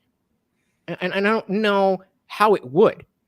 Do you see an avenue for anybody aside from, Trump being disqualified, obviously? Do you see an avenue for anybody to jockey position? Because, I mean, again, Vivek and DeSantis are only 1 cent apart right now. If Ron DeSantis could come back, if he was he has fired his team 3 times in 3 months or something like that, some ridiculous. And it's he would have to do whatever that one movie is where the politician just goes out and tells the truth, no matter what. You'd have to do something some super crazy, wild. He'd have to go out and be we're screwing you. I was working with the Democrats, screw all y'all. And then the Democrats are going to be well, what are you doing, Ron? It'd have to be some crazy something like that. Super unrealistic to happen. Yeah. So, I mean, it seems like at this point, Trump has it in the bag, barring some crazy thing. And so, I mean, then that brings up the question of Vivek being the VP. So he says, I'm nobody's number two. I'm nobody's number two. I haven't worked for anybody since whatever. How much stock do you put in that? You really think he would turn down being Trump's VP? especially knowing that puts him in the best position you possibly could be for 28? That would be, that's a really good question. If he takes it, that would honestly, if he says like, it's just really stupid for him to say, no, I don't want to take it. Like, no, I've never been number 2. And then he does take it. Like, that's going to be like, a lot of people already think like he's plagiarizing Trump or plagiarizing fucking Obama. And he's lying. Like, he's a big pharma, like, rep, and he works for George Soros. Like, if people already think that, and then he does take the VP, and then like one of his big things is saying, I'm not going to be a number 2 guy. Like, that could be, I think that would look really bad on him for 28, but people get over that. Yeah, I think it's a small thing that, again, I don't think most people know. First of all, most people don't know who he is. Mm-hmm. Most people, the first time they saw him was on the debate, and most people didn't watch the debates. So I still think the majority of America has no idea who Vivek even is. Yeah. So that's one thing. So you can get away with those kinds of things this early. Will he is another question.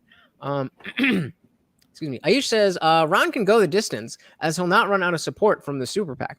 True. But is that gonna go anywhere, or is he just gonna go all the way and lose? Yeah, it's just gonna drain Republican money like that. That's what they did in 2018, where it was they gave money to Republicans, like in like it was Republican versus Republican. Mm-hmm. They gave the RINOs money so that they would win over Trump supporting candidates in the midterms.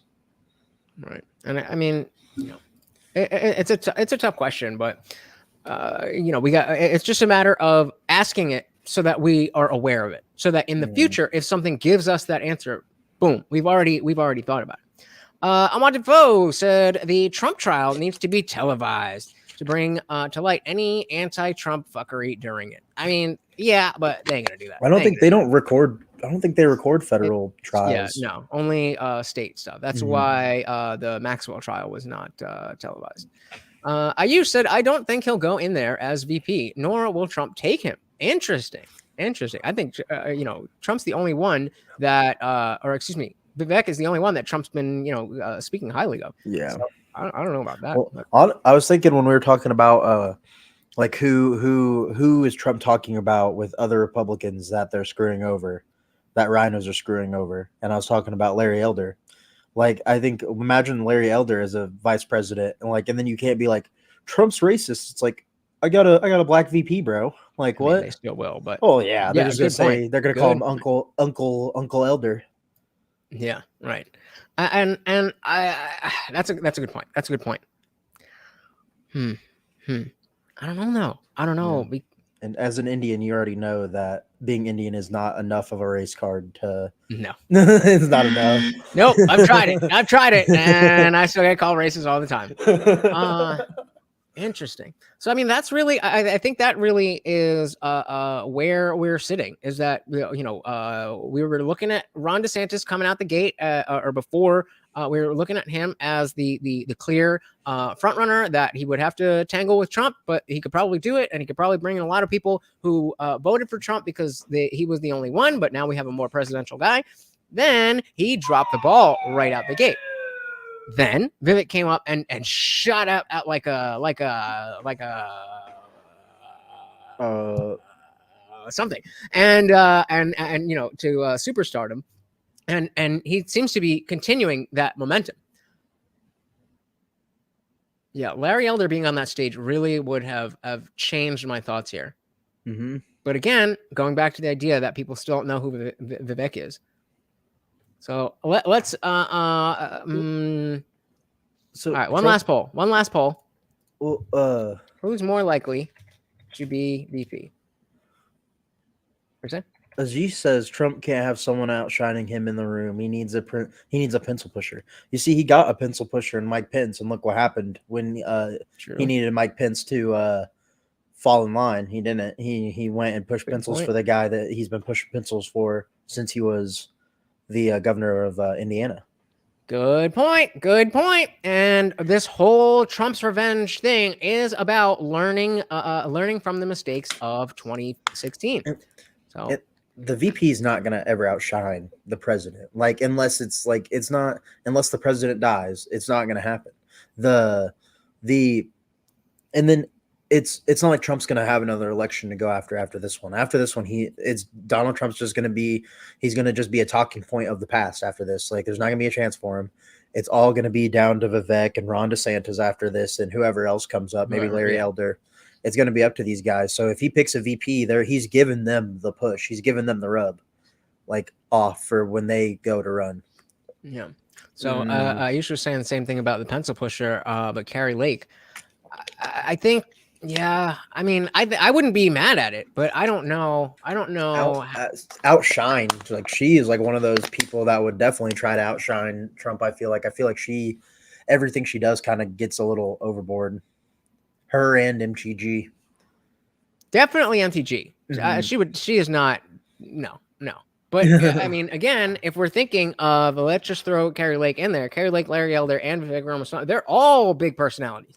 They're all, as Vivek says, he doesn't want to be anybody's number two. I see that. I see him being able to play the role better than a Larry Elder or a Vivek. Come on, guys. We got 4 votes, and we are split 50-50. Who is more likely to be VP, Larry Elder or Vivek Ramaswamy? Let me know. Before that, any lasting words for the people before I give you the floor, sir? Eat your vegetables.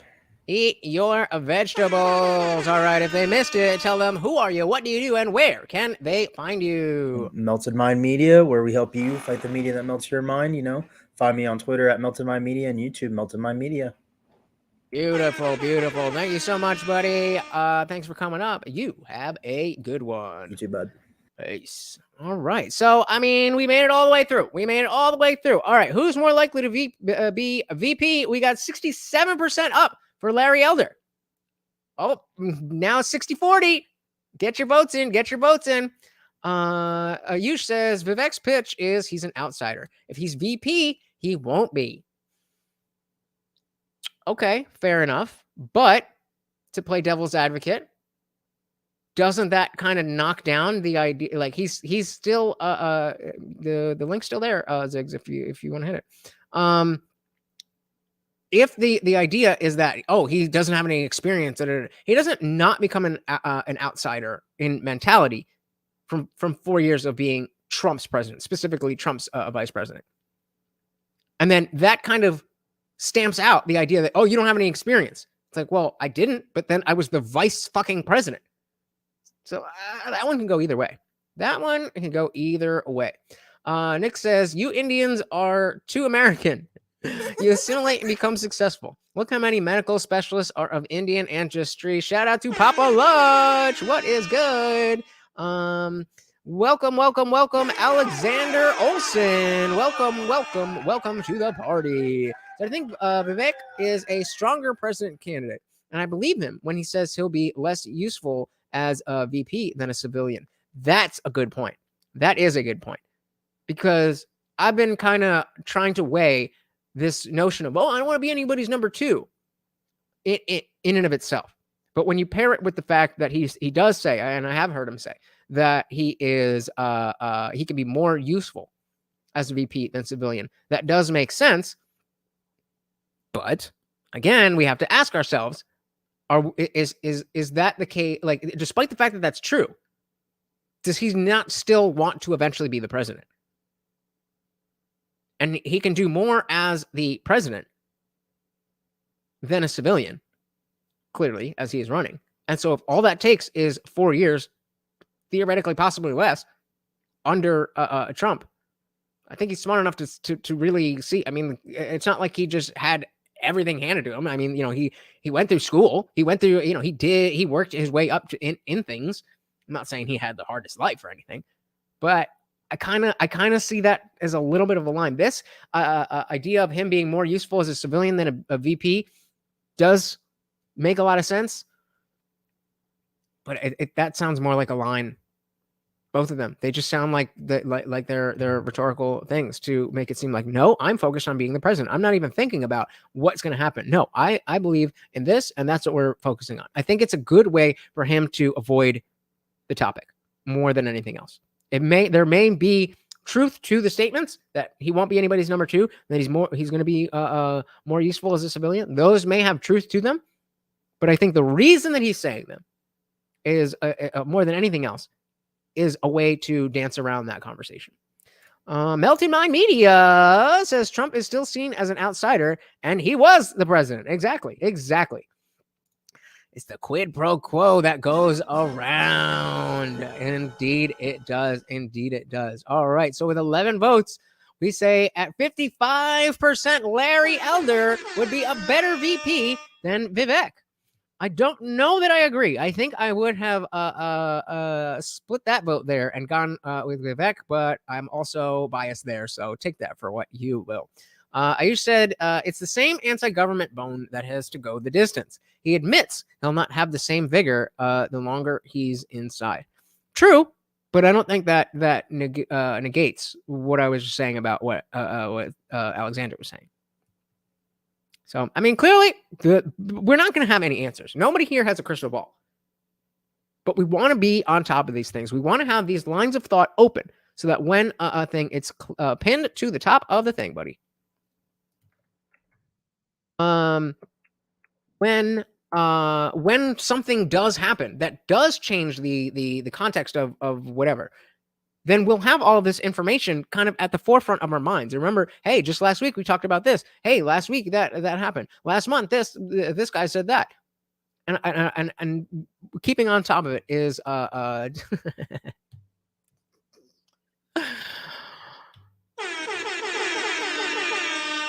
good one.